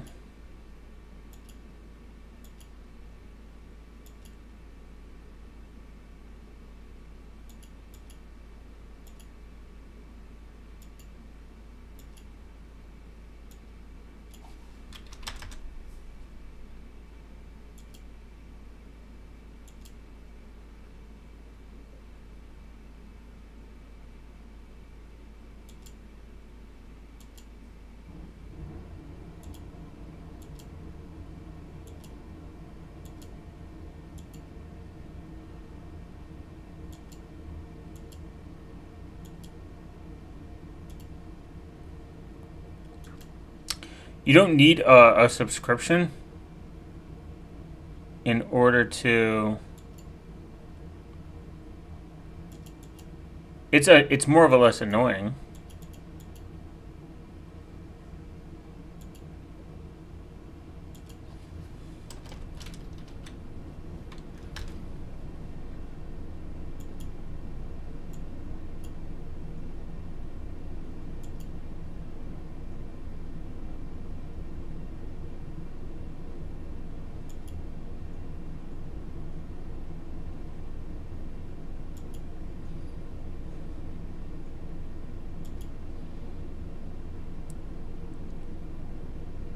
It is normal. Like, they have an enterprise subscription if you so be it. But it's not needed in order for it to function. You can also do it too. Like, you can pay for it if you want. If you want a hand of money. My problem right now is this fucking disk thing.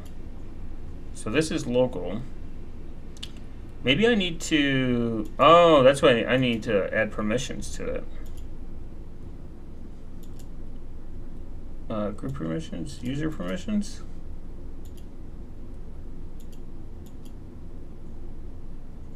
No. I need to add... No. I need to go to disk. Maybe?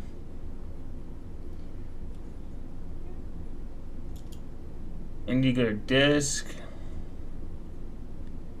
and add something.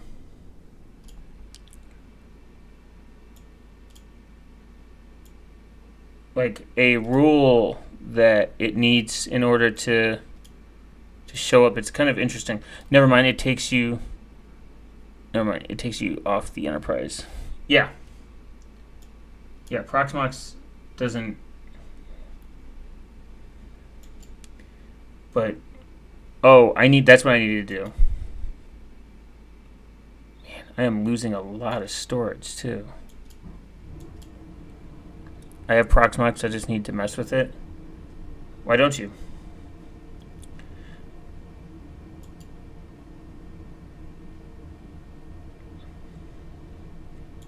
My backup is 235.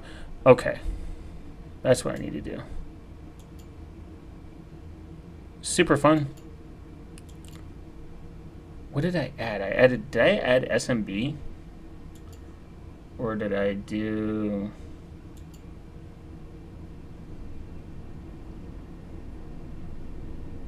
No, it was NFS.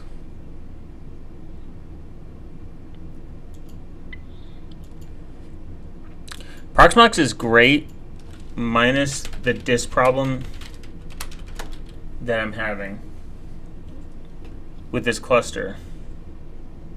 Because this has the most storage. It's fucking right there. Like, it's right there. And if I go down to ZFS, I have 3 terabytes. Detail. It's right there. Should be able to fucking use it. Can't make it because there's no disk to do. So I'm in my third realm. If I create a VM,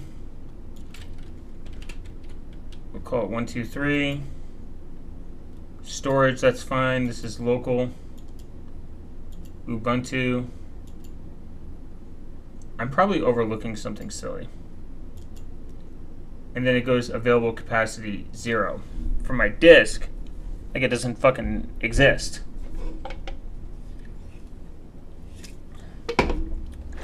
That's the problem that I'm running into. Now, I could remove this SCSI, add, import. I don't know what this means by select image.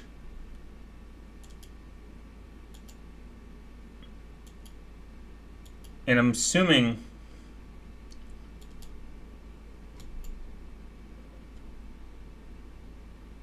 it is a permissions thing. It's always permissions.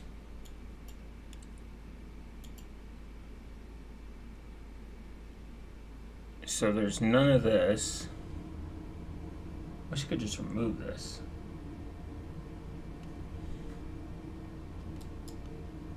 If I go to here, it's fine. No issues. Local NVM. I set this up in a ZFS because I wanted to.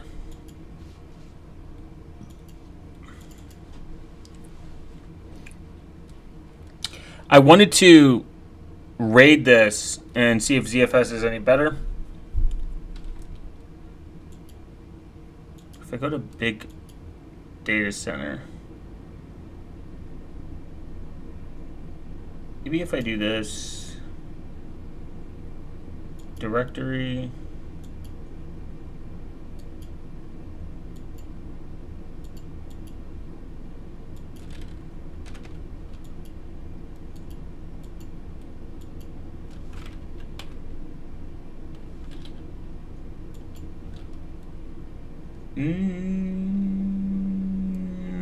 no. Directory mapping.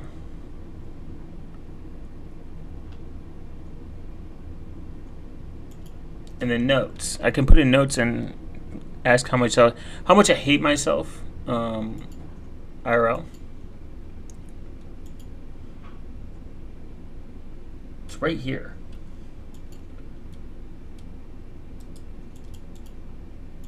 There's no way to mount.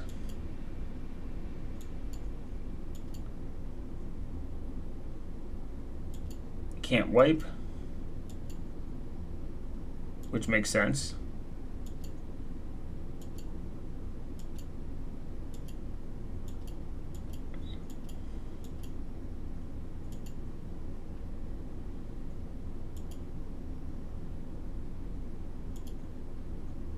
Can't create a dit, can't create a volume.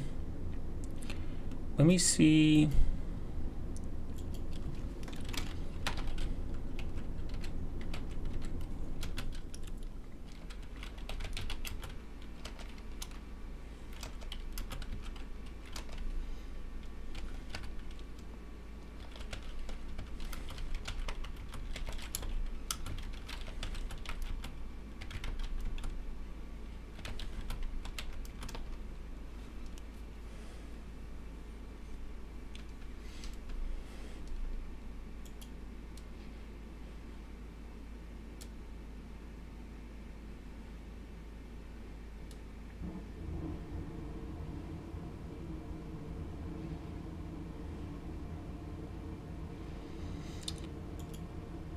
Can't create a directory.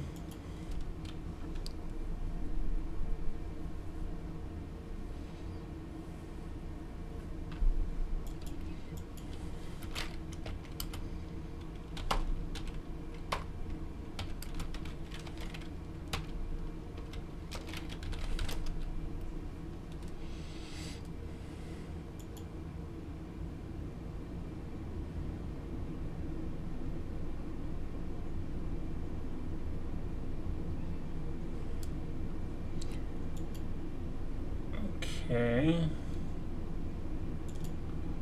Let's go to the shell.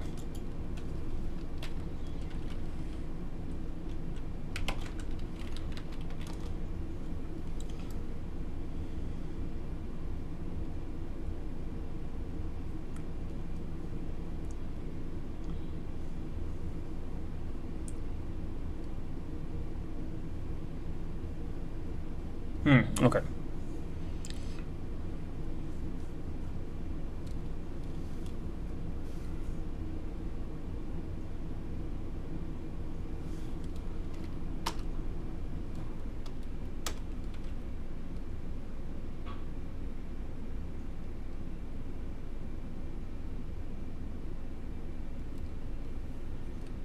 What if we do this?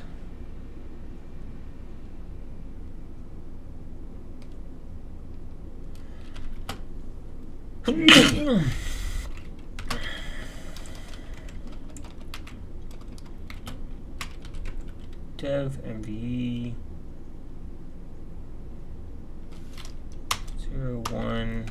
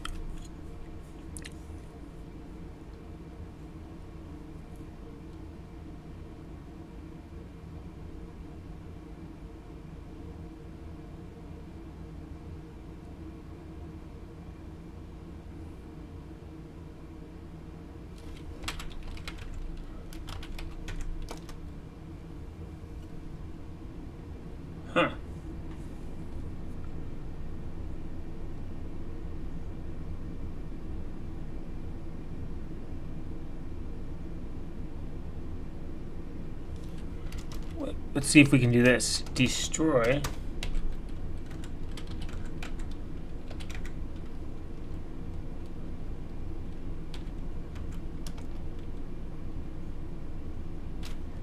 The fuck, man?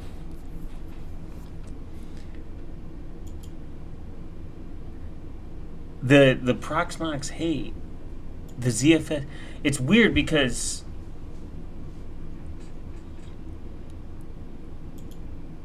doesn't exist. Let me see. Destroy.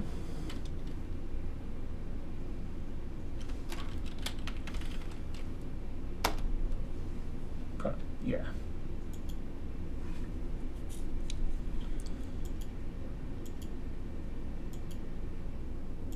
It's like they're here, but I can't fucking use them.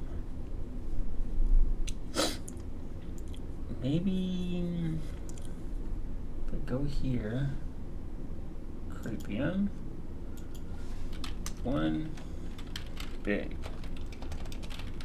Let's just call it big.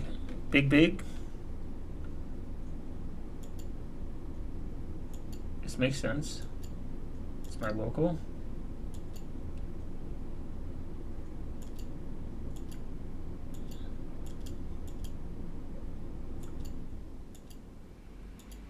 It doesn't make sense because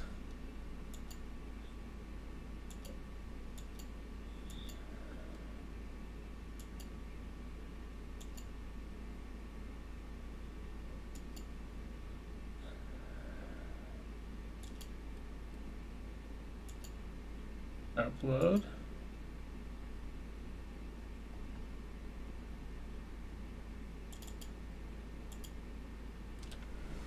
The uploading is easy.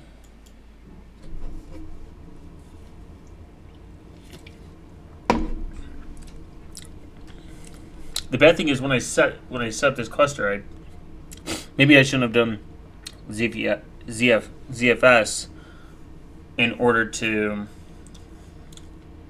maybe this possibly cause an issue, and I just won't be able to use this third node. It has the most storage though.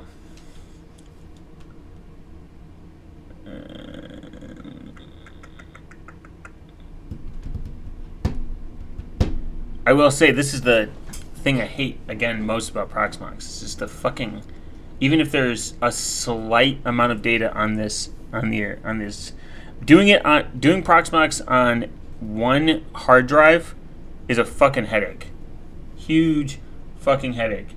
Get two to save yourself the headache. Like, if you're running it in a cluster mode, get 2 per drive. Otherwise, you will be pissed. It's just extra work. Import what? Upload file. Okay.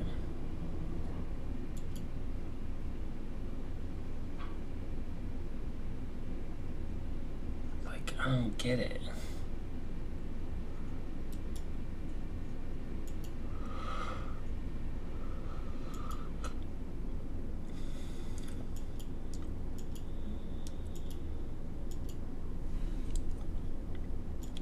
Directory. The unusable disk is something that I run into a lot. You have 3? You have 3 what? If you have 3 nodes, then yeah, definitely.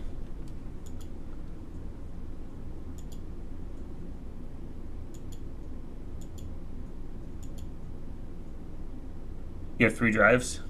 You can do 3 drives. It's just so I'll show you. When Proxmox creates it creates a local LVM, like a local logical volume. And because it does that, it uses up all the fucking space.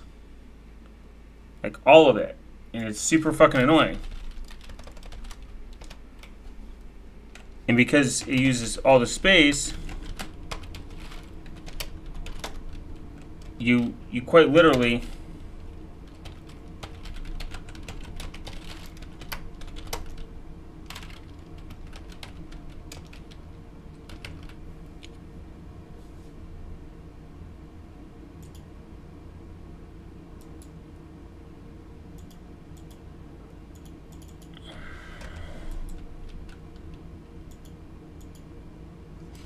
because it uses all the space, you quite literally have to like reprovision it.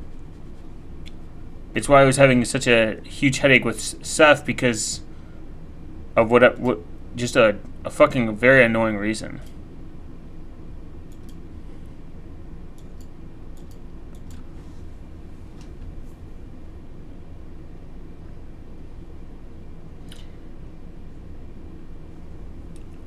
And it's fine.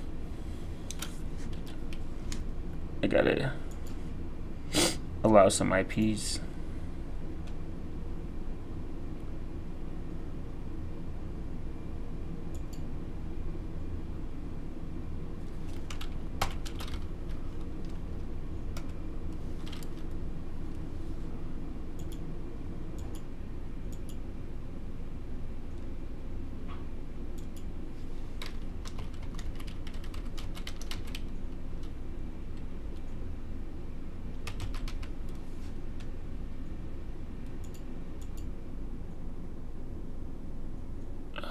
What is the...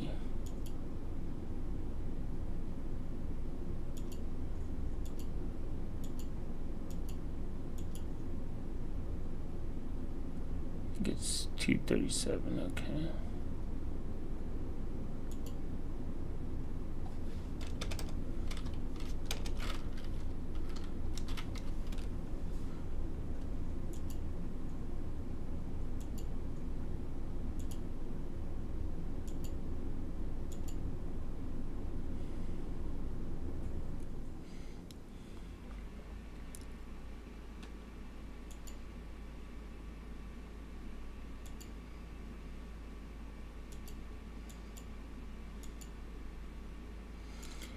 Maybe I can do it now. Create.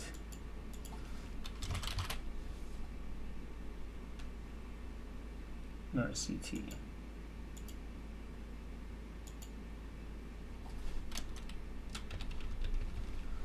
I'm gonna just name it.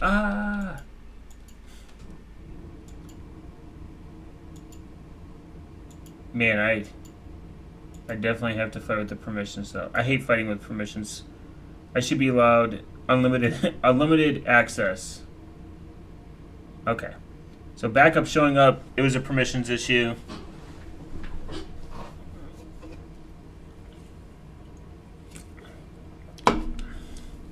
My problem is, this is more of like my backup area. I gotta figure out what up with my ZFS area.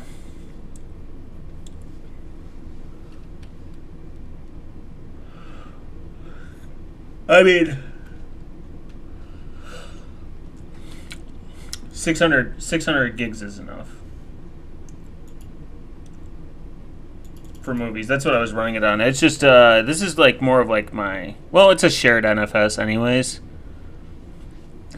It's not like where I keep my snapshots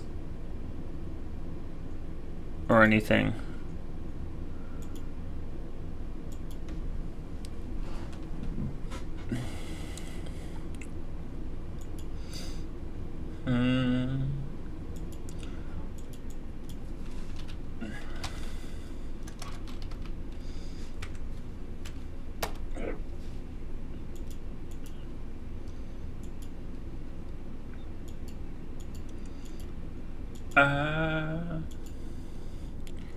So I will say that setting it up, if you could figure out why your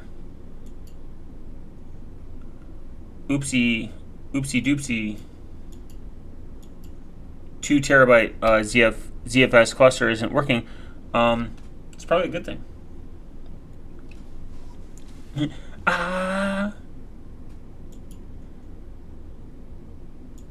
probably something dumb too. Because, like, honestly, it's a huge waste of space. Now, ooh.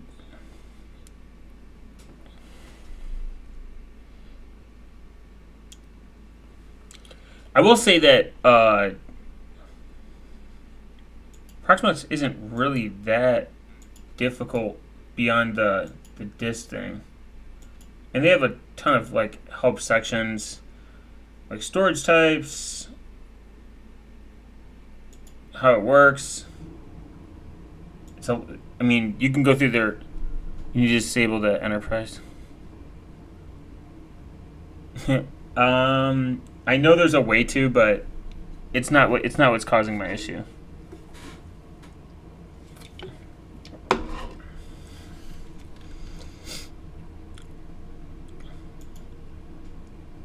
You know what?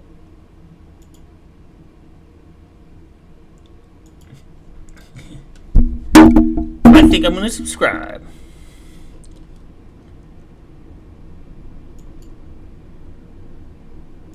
I'd just be sitting.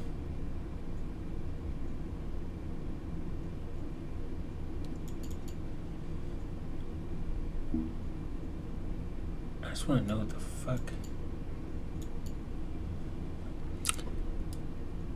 That bugs you, doesn't it? No.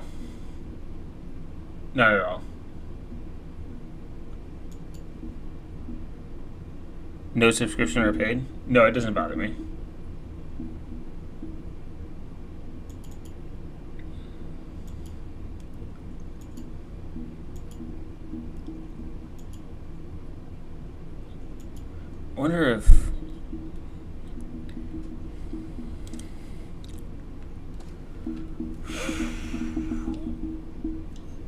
I wonder if I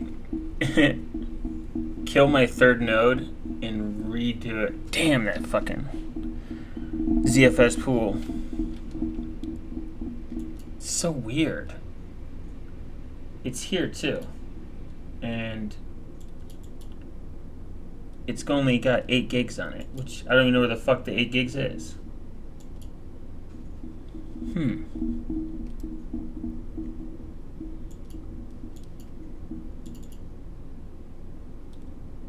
There we go. Ubuntu server.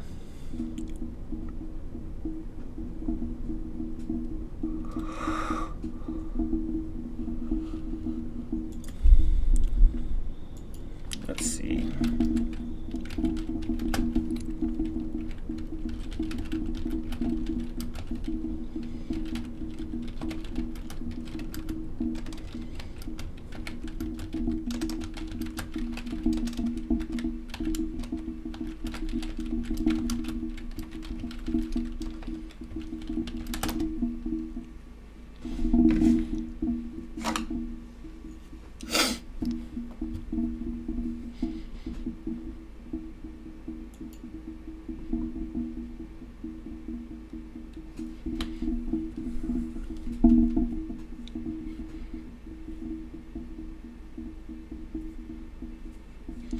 Oh, maybe that's it. Maybe I gotta do storage, add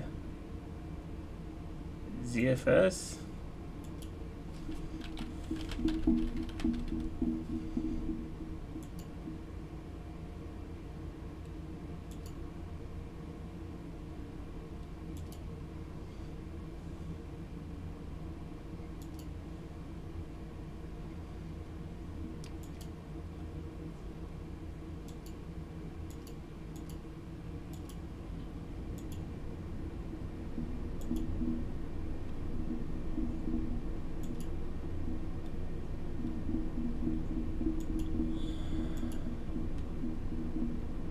Huh.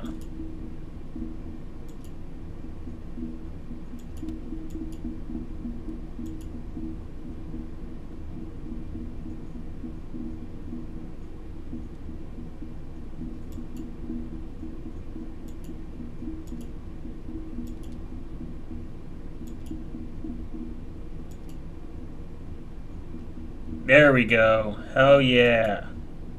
I just had to fucking add it in. Thank you, internet. Man, I was about to put my head through the fucking wall. Holy balls. Oh, what a relief, man. I thought I was about to lose 2 terabytes worth of storage and have to rebuild this entire fucking shit. So, I can destroy and make a new server. Yeah, fuck. Man, I will admit, sometimes quick documentation and AI is a W.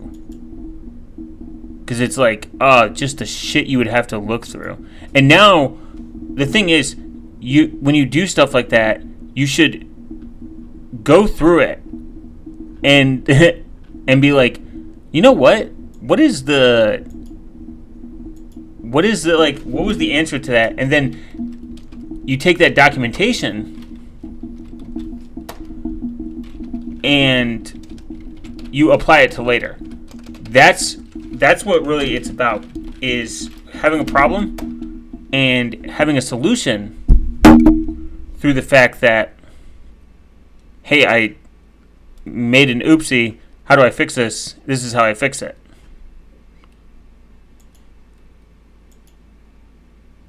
And then you can write in your wiki or whatever. I will say that, like, that's like the best part of running your own services is you learn a lot through mistakes.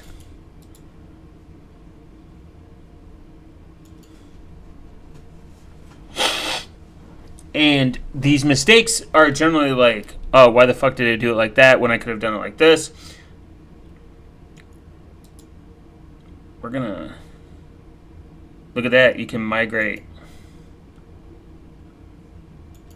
say, PV2.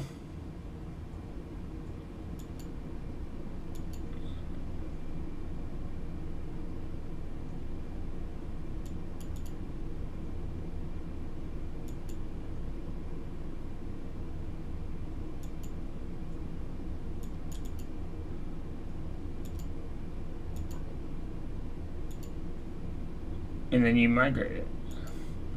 I've never done any migration.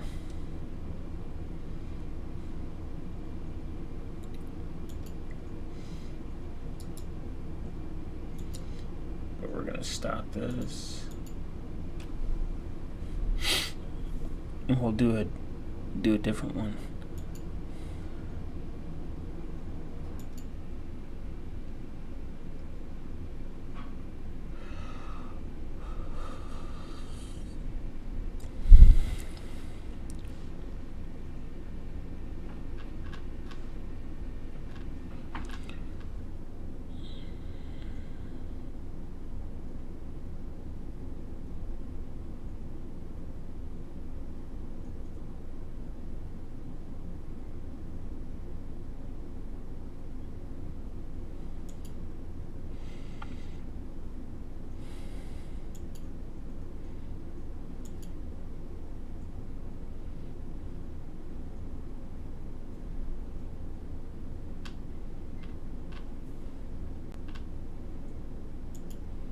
Wow, nice.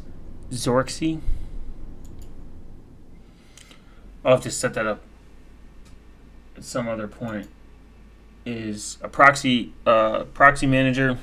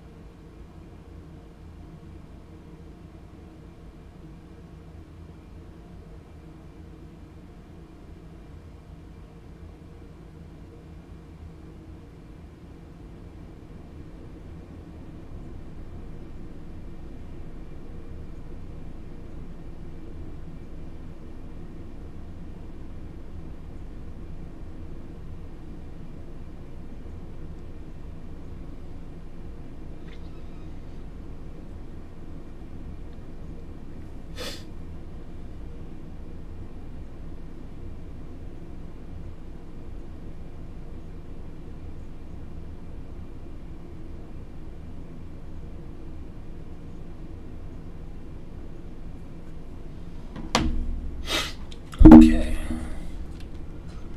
Cool. So look at all that all those resources. 89 gigs of memory. That's like 6 houses worth. That's worth 6 houses now. 48 CPUs. 9 terabytes. And then when I add fucking my ZFS TrueNAS as a target backup for split redundancy, I will have more storage. I'll be invincible. Except for I hate TrueNAS right now. It's permissions hell.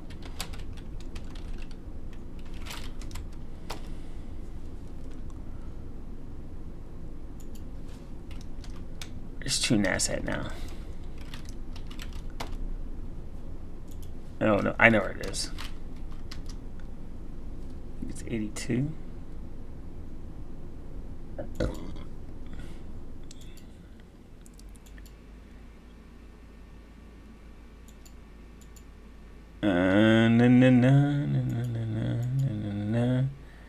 Where the fuck did I put it?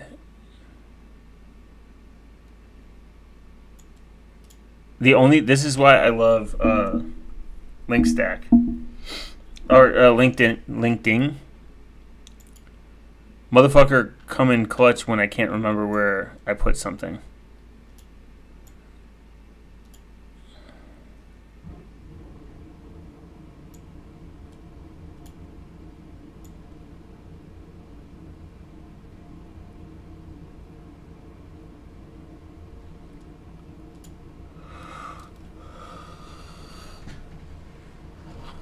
Yeah, I don't think it's here.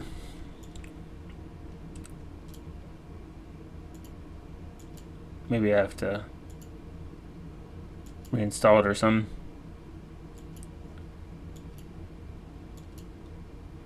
My man has a data center in his PC. Yeah.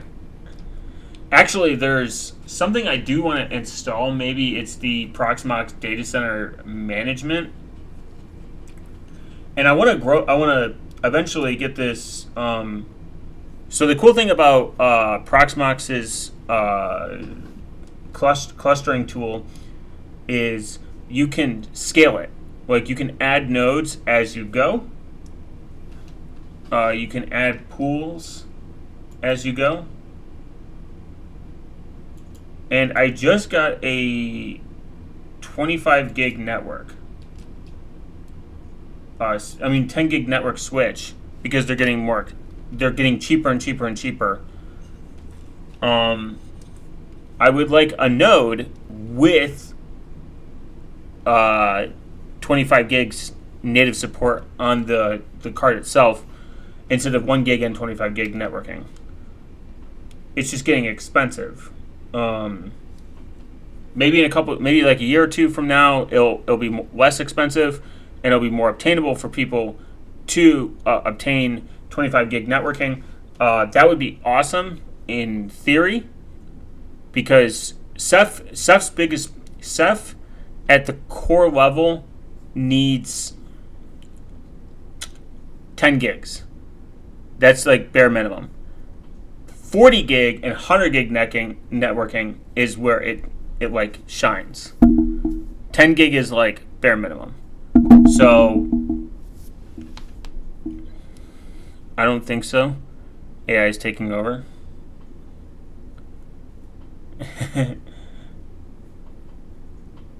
Wait, what do you mean? I don't know what you mean. 10 gig networking is kind of... Oh. You don't think that 10 gig... No, 10 gig networking is far cheaper now. AI doesn't care about it. RAM is more than what is a hard drives, yeah. No, they're eating up RAM right now, not hard drives.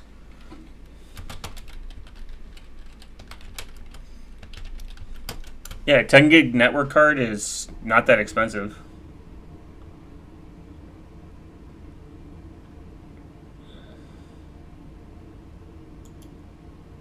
This would have been bonkers. $100. That's cheap.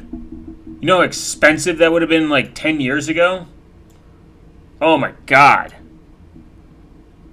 You'd be fucking shitting and farting in your pants. I can get one for $50. I'm not saying that's cheap, but it's way cheaper than what it would have been like a long time ago. The problem is I like mini PCs now because of stackability. The mini PCs are way smaller. I started on big, beefy, sexy enterprise servers that I just got dirt cheap off the internet for like $100, $200, but they're power hungry.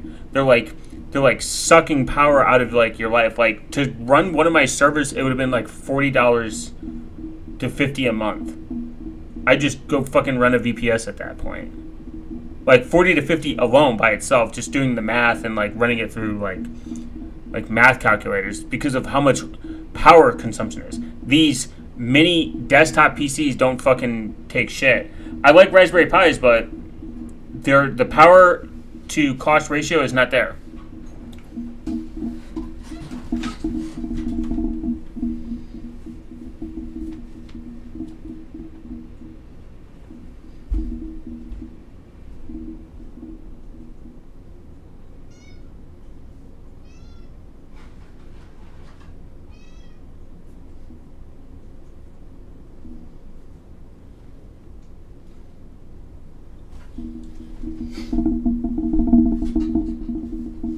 And running your own DNS server, and then on top of it, running your own NTP server on top of your own hardware.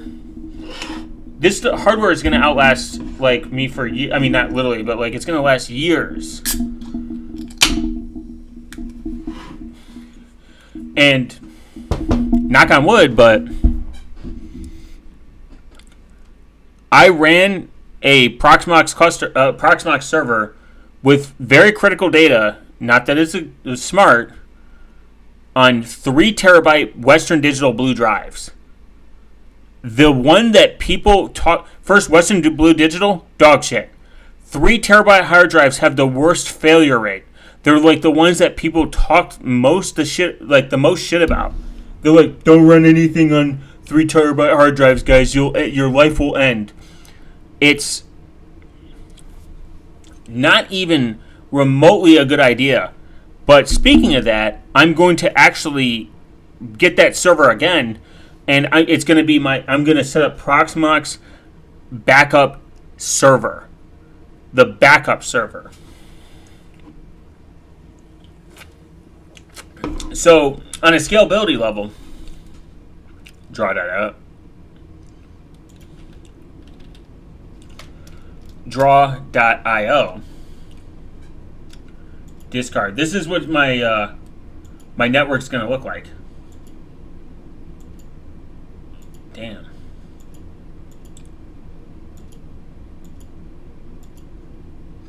Because I think digital IDs are going to be a huge problem in America. And I don't want to rely on these outside services that are going to require this. I don't want to rely on cloud services that are going to be out all the time. I want to have better redundancy and better uptime availability than fucking Cloudflare. You know, I'm using TrueNAS with i350T4. Oh, nice. I hate TrueNAS because of permissions, but I like TrueNAS because of backup. So, and its ability to be a good copy and write file system, and it's really, really good against bit rot. So this is what's I'm gonna do. So this is gonna be, that's my cluster, and these are my nodes.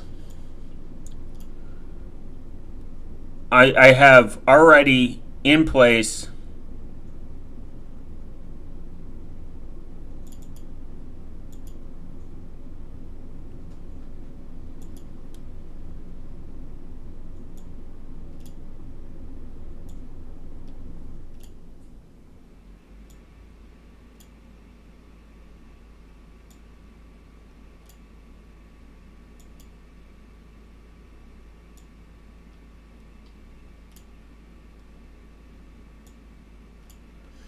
So I already have in place. I'm gonna have in place 3. You should do a series. I might. There's already a ton of YouTubers that like kind of like do this in a way better format than I could achieve. But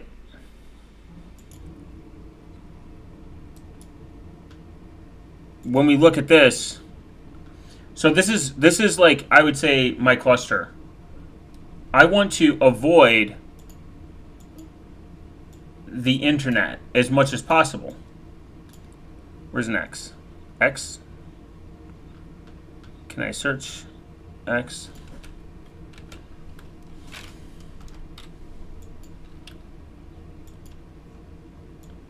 I want to avoid the internet. I think that's like an S3 bucket or something. We're gonna delete that. Speaking of that, I want to on TrueNAS. I'm going to set up RustFS.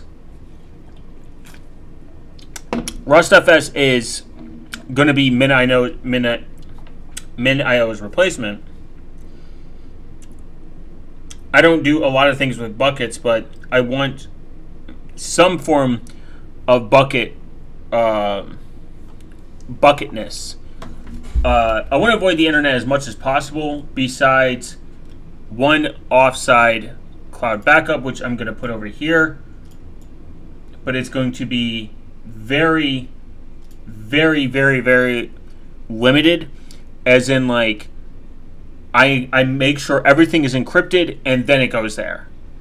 And I want to do no ingress fees. I don't like a monthly subscription, so if preferably a lifetime like a license key with limited storage, maybe like 100 gigs. Filin is looking like the best option. Filin has a lifetime access. The get started for free is whatever. But if you go to their starter, I mean, $20 a year for 200 gigs is fine, but $30 for a lifetime access for 100 gigs sounds crazy, but that sounds fine to me, because I could indefinitely compress a lot of the things that matter the most, aka like my config files, etc.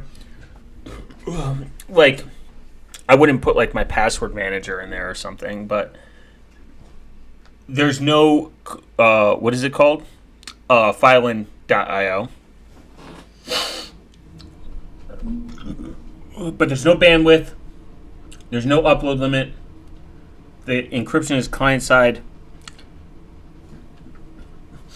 Actually, we'd have to look. I think Wasabi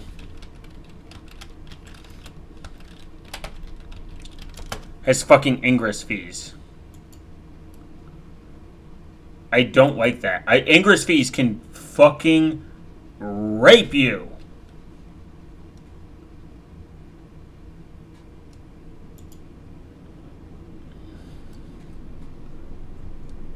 Yeah, I don't care what they say. So if I do 40,000 a year, that's crazy. Where's Backblaze, buddy? Even if I do, let's do, this wouldn't even be a terabyte.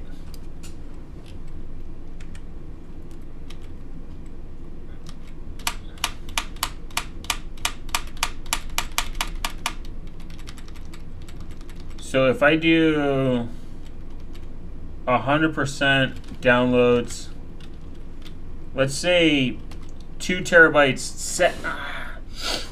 $17 a month is kind of crazy. Let's do $14 a month. That's not bad for 2 terabytes. Let's do Backblaze. Some people have said like just do Backblaze personal, and like there's some workarounds to make it cheap.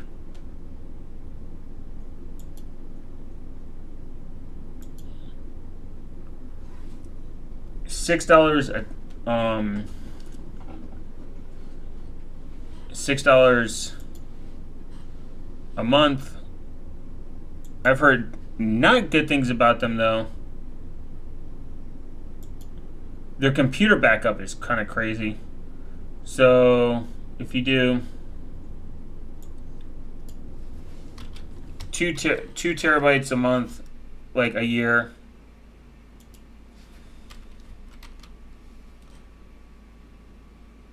you said they don't have ingress fees. Motherfucker, monthly downloads is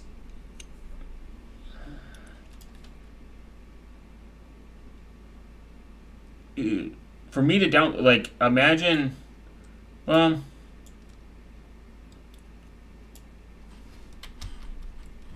if I had to download it, it would cost me $72 a year. Until I get into like the 3 to 4 terabytes, it would cost me, it wouldn't be that.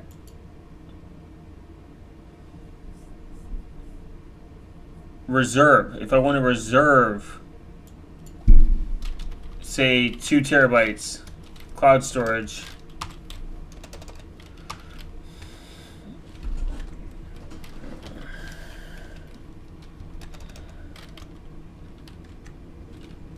oh, 20 terabytes is the bare minimum.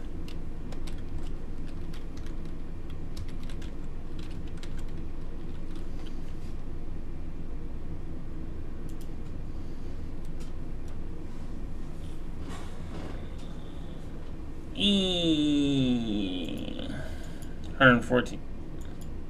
Let's say I get to like 3 terabytes.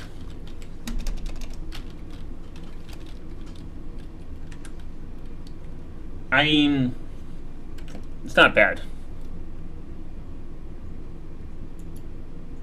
Filing, I would just have to do everything myself. I would have to find a way to kind of put everything in the cloud, and I want people to like get their ideas deep into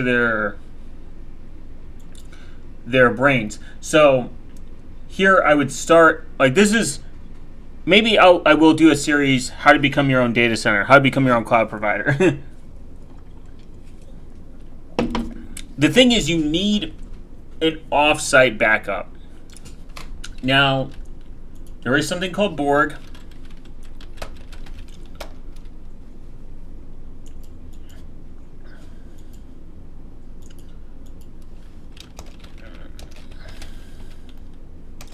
Actually, let's see. What would be the... You would have to... I'm trying to think. You would have to do your very sensitive backups to a very... So there's... I'll say there's 3 options.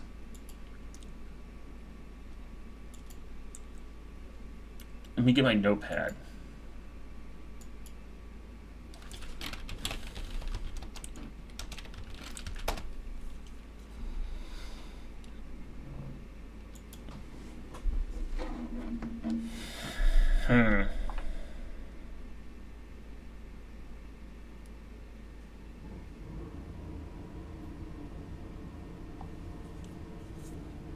Oh, nice, it's here. It's a little concerning, but...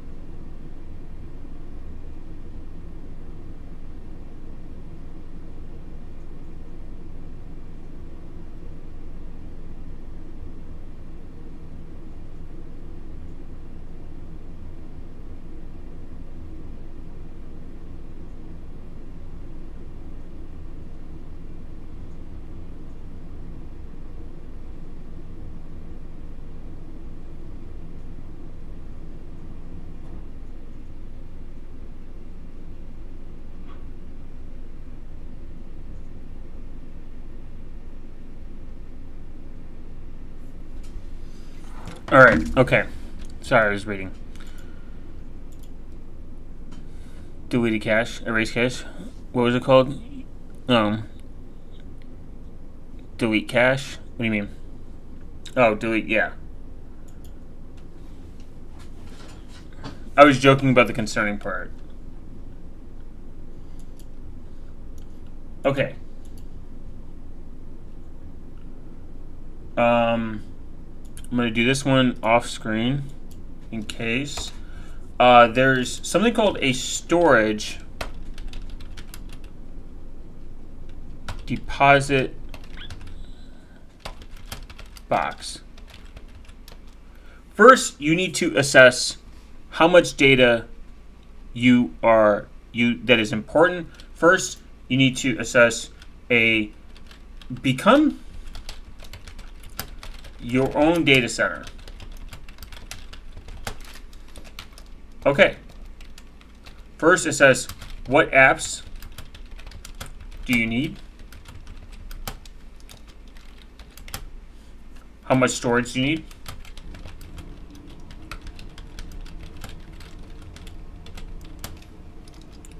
And what is your backup plan?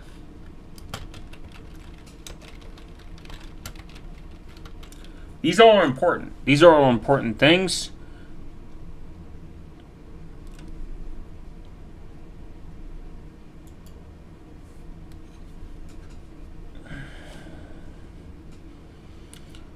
I don't know who still does safety deposit boxes. The cost of boxes vary by bank, city, availability ranging from $15 to $350 annually.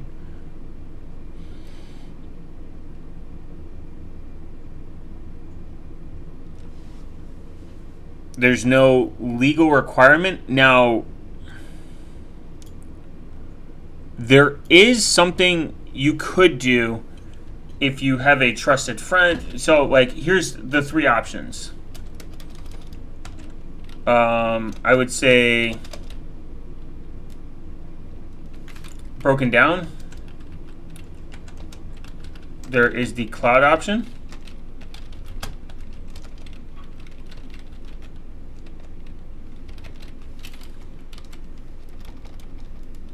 We're just going to do some spacing. There is the friend option. Friends.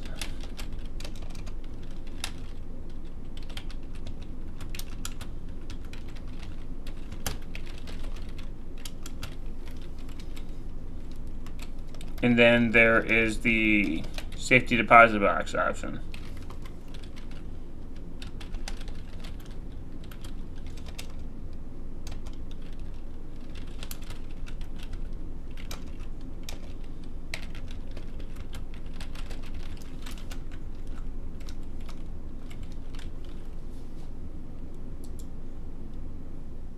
I don't know why I can't spell safety today because I'm retarded. And then here's the pros.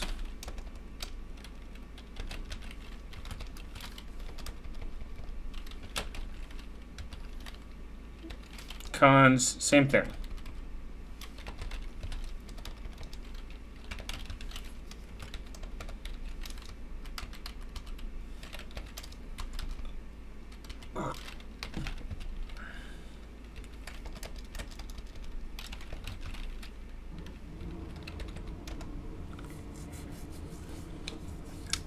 These are kind of important too.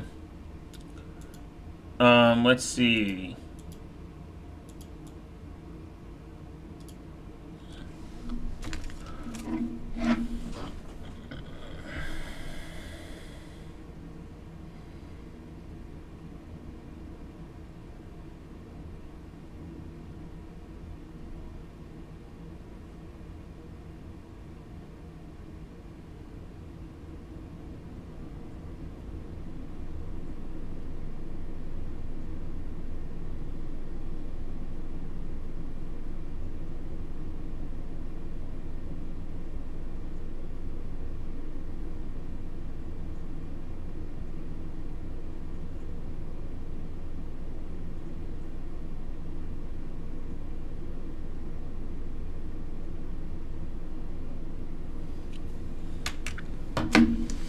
All right.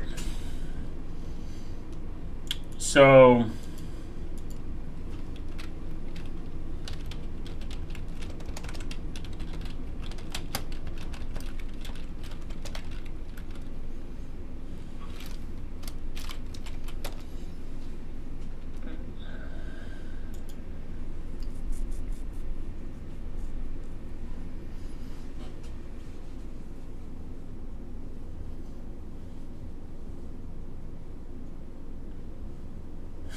everyone's like Veeam.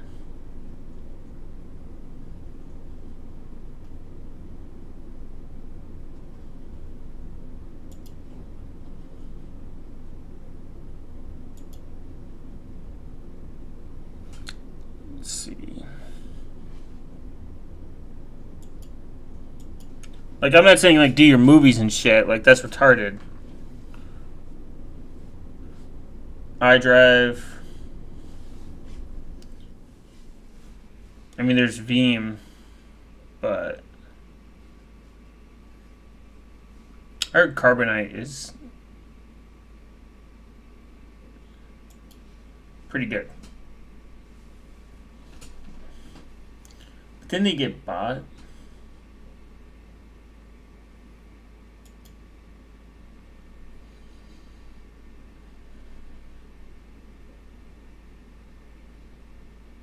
These websites are useless.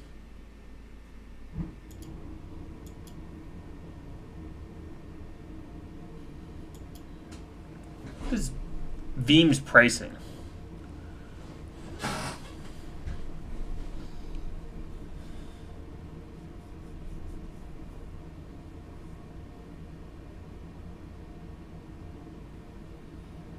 Yeah, Veeam just sounds expensive. So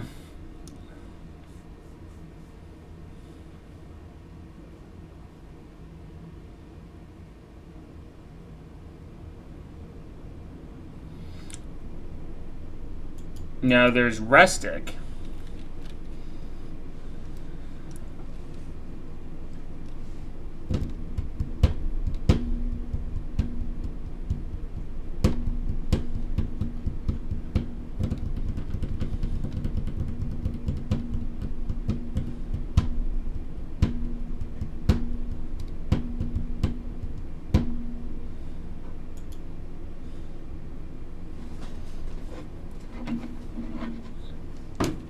Restic is kind of cool.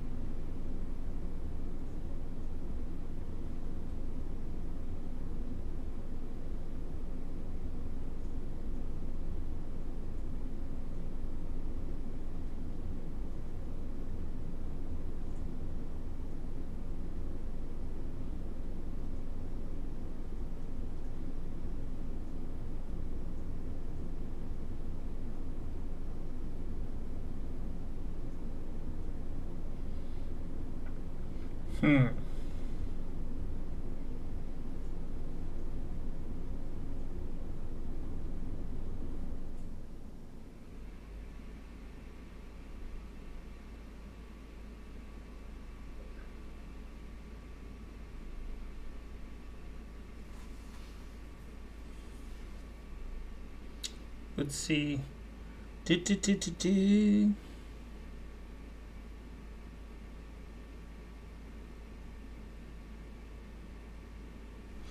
Like, the thing is, this is where it gets complicated. Alright, the cloud option, the pros are redundant. They're kind of like redundant. They're kind of like redundant in general. Redundant, safe. I'm using heavy quotes around that safe part. Like, you know, they got backups, backups of backups, hopefully, and backups. and heavy quotes can be cost effective.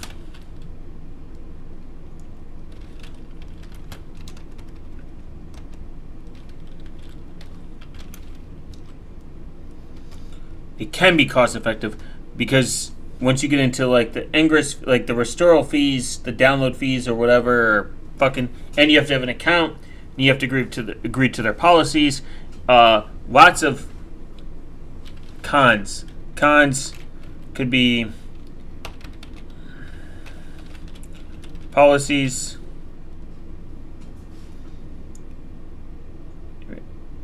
Maybe you can't spell today. I can't spell any day. Policies can change. And just policies in general. Costs can be expensive.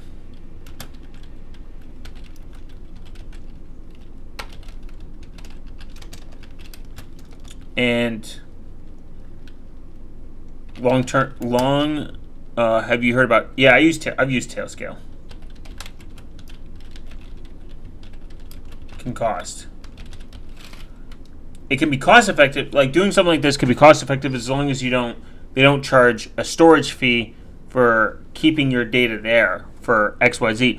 And you could do like this, like once a month. You could like once every like 3 months if you have a good snapshot replication and you have good backups in general. This is supposed to be like worst case scenario. Tailscale is cool, but the problem is Tailscale is proprietary, doesn't allow you to host it.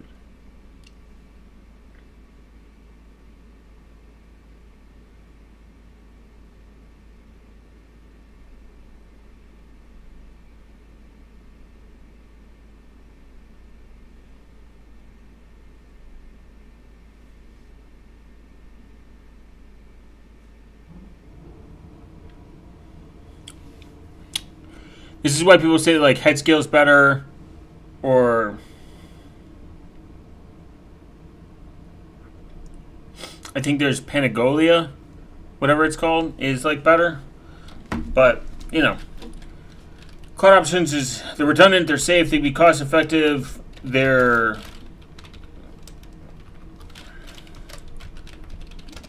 hopefully disaster ready. Like if your fucking shit, if your house catches fire, I highly doubt that, like, you know, if their shit catches fire, they have a copy somewhere. That's why they got to make their money back. But again, on an internal level, this is the most, like, this is like critical stuff. Like, there's something called Borg.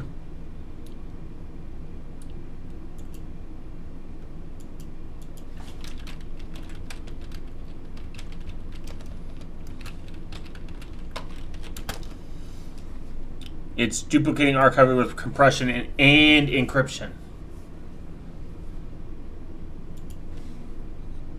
You can do it over WebDev, rsync.net, cloud storage platform with Borg support.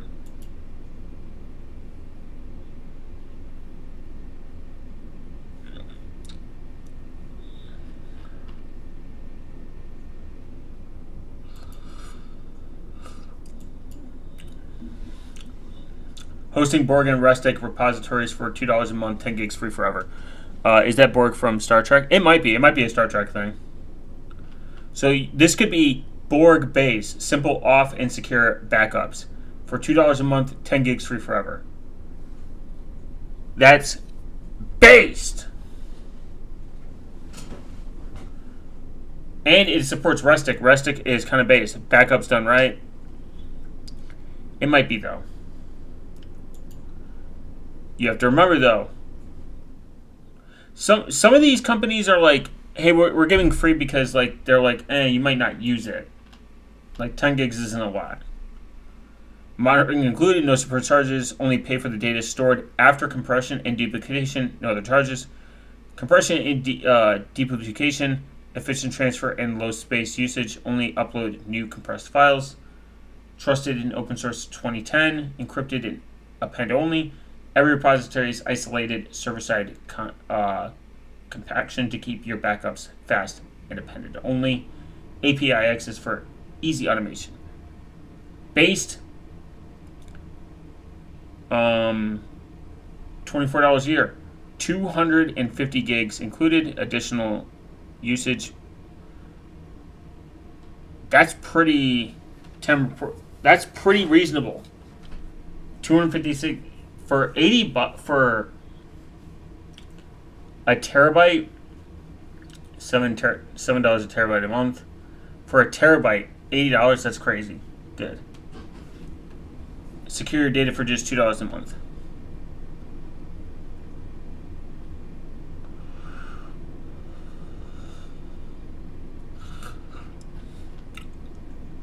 And then there's Restic. Restic is kind of simple to understand.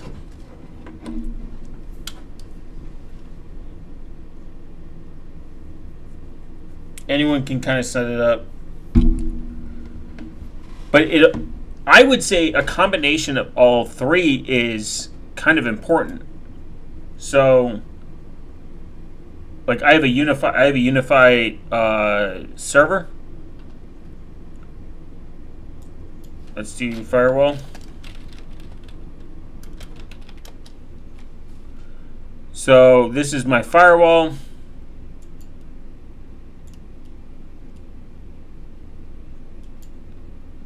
This is like, say, maybe router.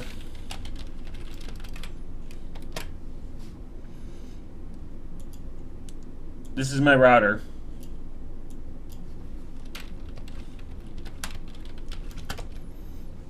And this is the internet.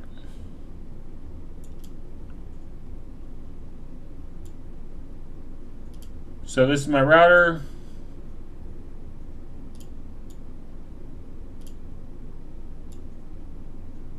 This is the internet.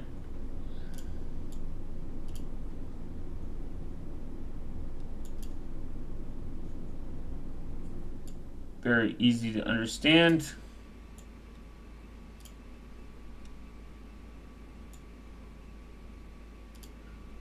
Internet reaches router. Router reaches my server. Server, well, firewall would be here actually.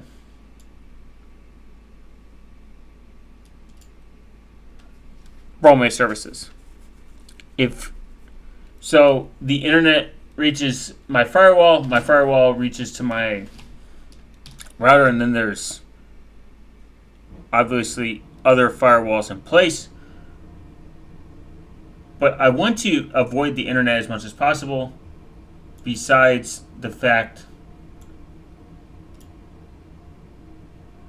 of this. The occasional backup. And that could be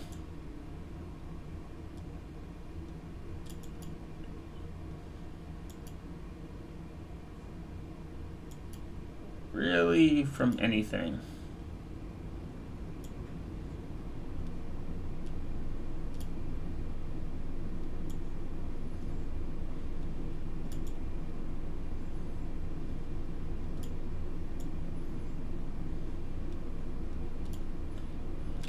Okay, so this is like more or less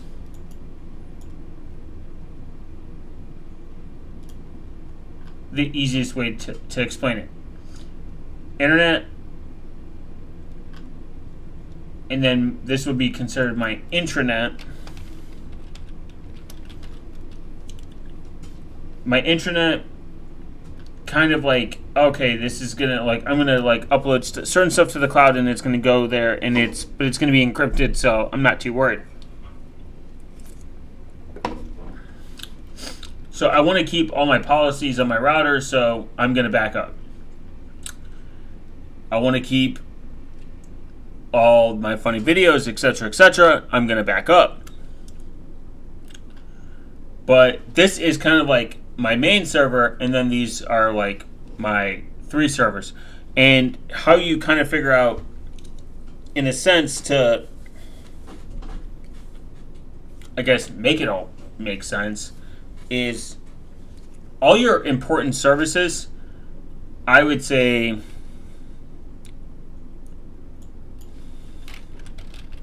like your photos and stuff, I'd put it on a hard drive.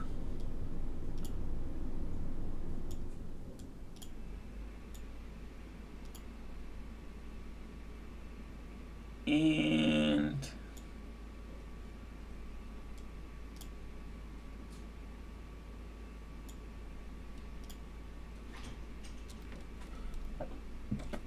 I would put it on a hard drive.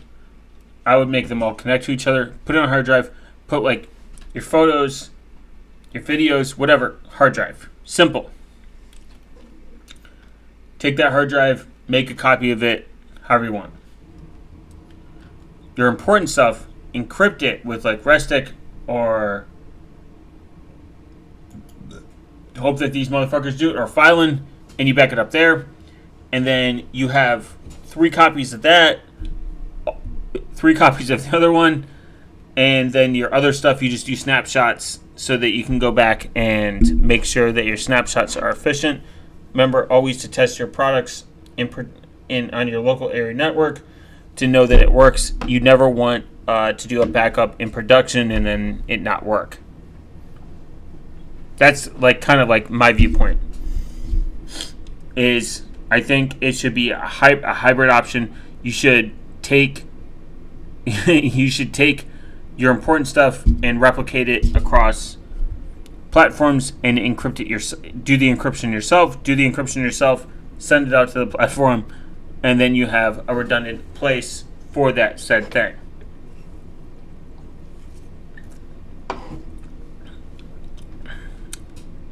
What's up? Nothing? Hope you're doing good.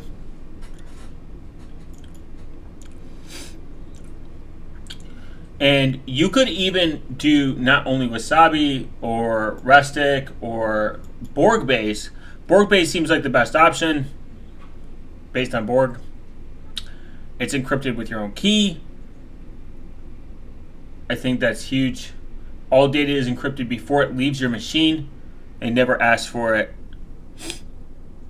That is something to keep in mind when you're doing your backups, especially if you're running everything else. So becoming your own data center is what apps do you need, how much storage do you need, what is your backup plan, cloud options. The pros is redundant, safe, can be cost effective, disaster ready. The cons is policies can change.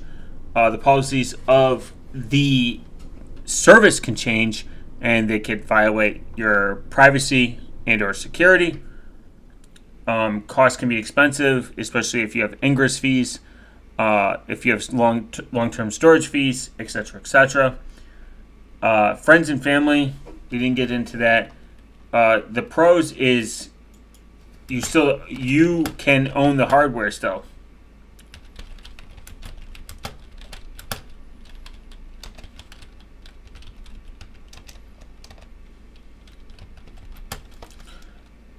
Another one,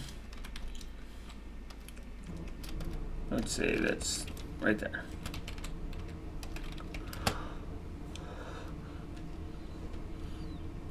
Another pro in perspective is trust. And then I would say cost. Cost is going to be much cheaper if your homie if you have the hardware and everything and you're just like, hey, I'm going to give you like $50 a year to host this data is very important to me, it's XYZ, I just need you to hold it. And then you can create like whatever linking, like a lot of these NASs and like computer services, they can like link beyond firewalls, so it's kind of nice. You can just kind of do like your magic links and do your backups there. And that would be the optimal and like easy solution. The cons is kind of like their house is vulnerable too.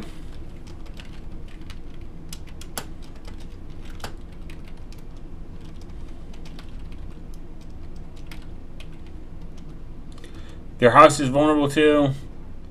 The cost, and you still gotta trust them.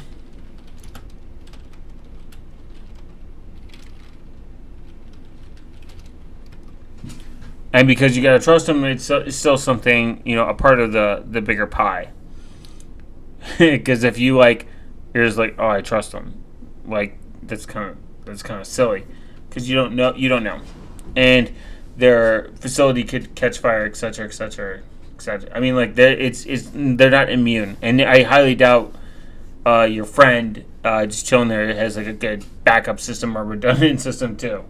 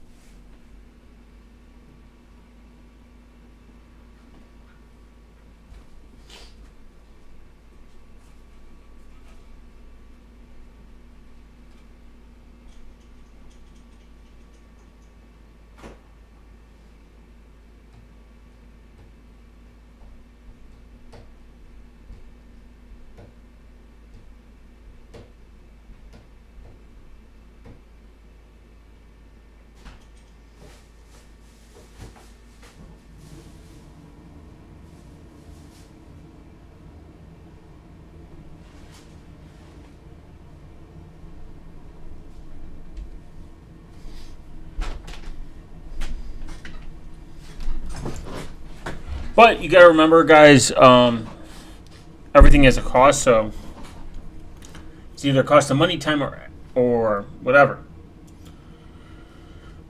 So it's just something to keep in mind.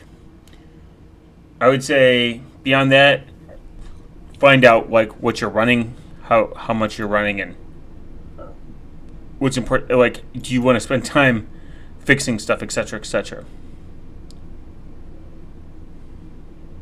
Wow, 3 hours. All right, guys, I've given you 3 hours of my time. I appreciate everyone stopping by. I hope you learned something today. Learning is the best part of YouTube. Even though they punished me, obviously, for taking a few days off because I'm a digital slave inside their eyes, and they wouldn't recommend me because I'm too funny on the internet. Now, if you want to make sure that YouTube knows that I'm a funny and real person on the internet, to subscribe and comment on the video, hype it, whatever that they ask, because at the end of the day, they are obviously our overlords.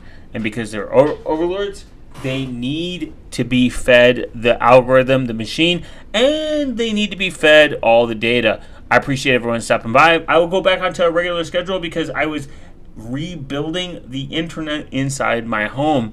Don't forget to feed your snail, and also don't forget to like, and also don't forget to look at funny pictures on the internet. I will see you guys all later. Much love and respect.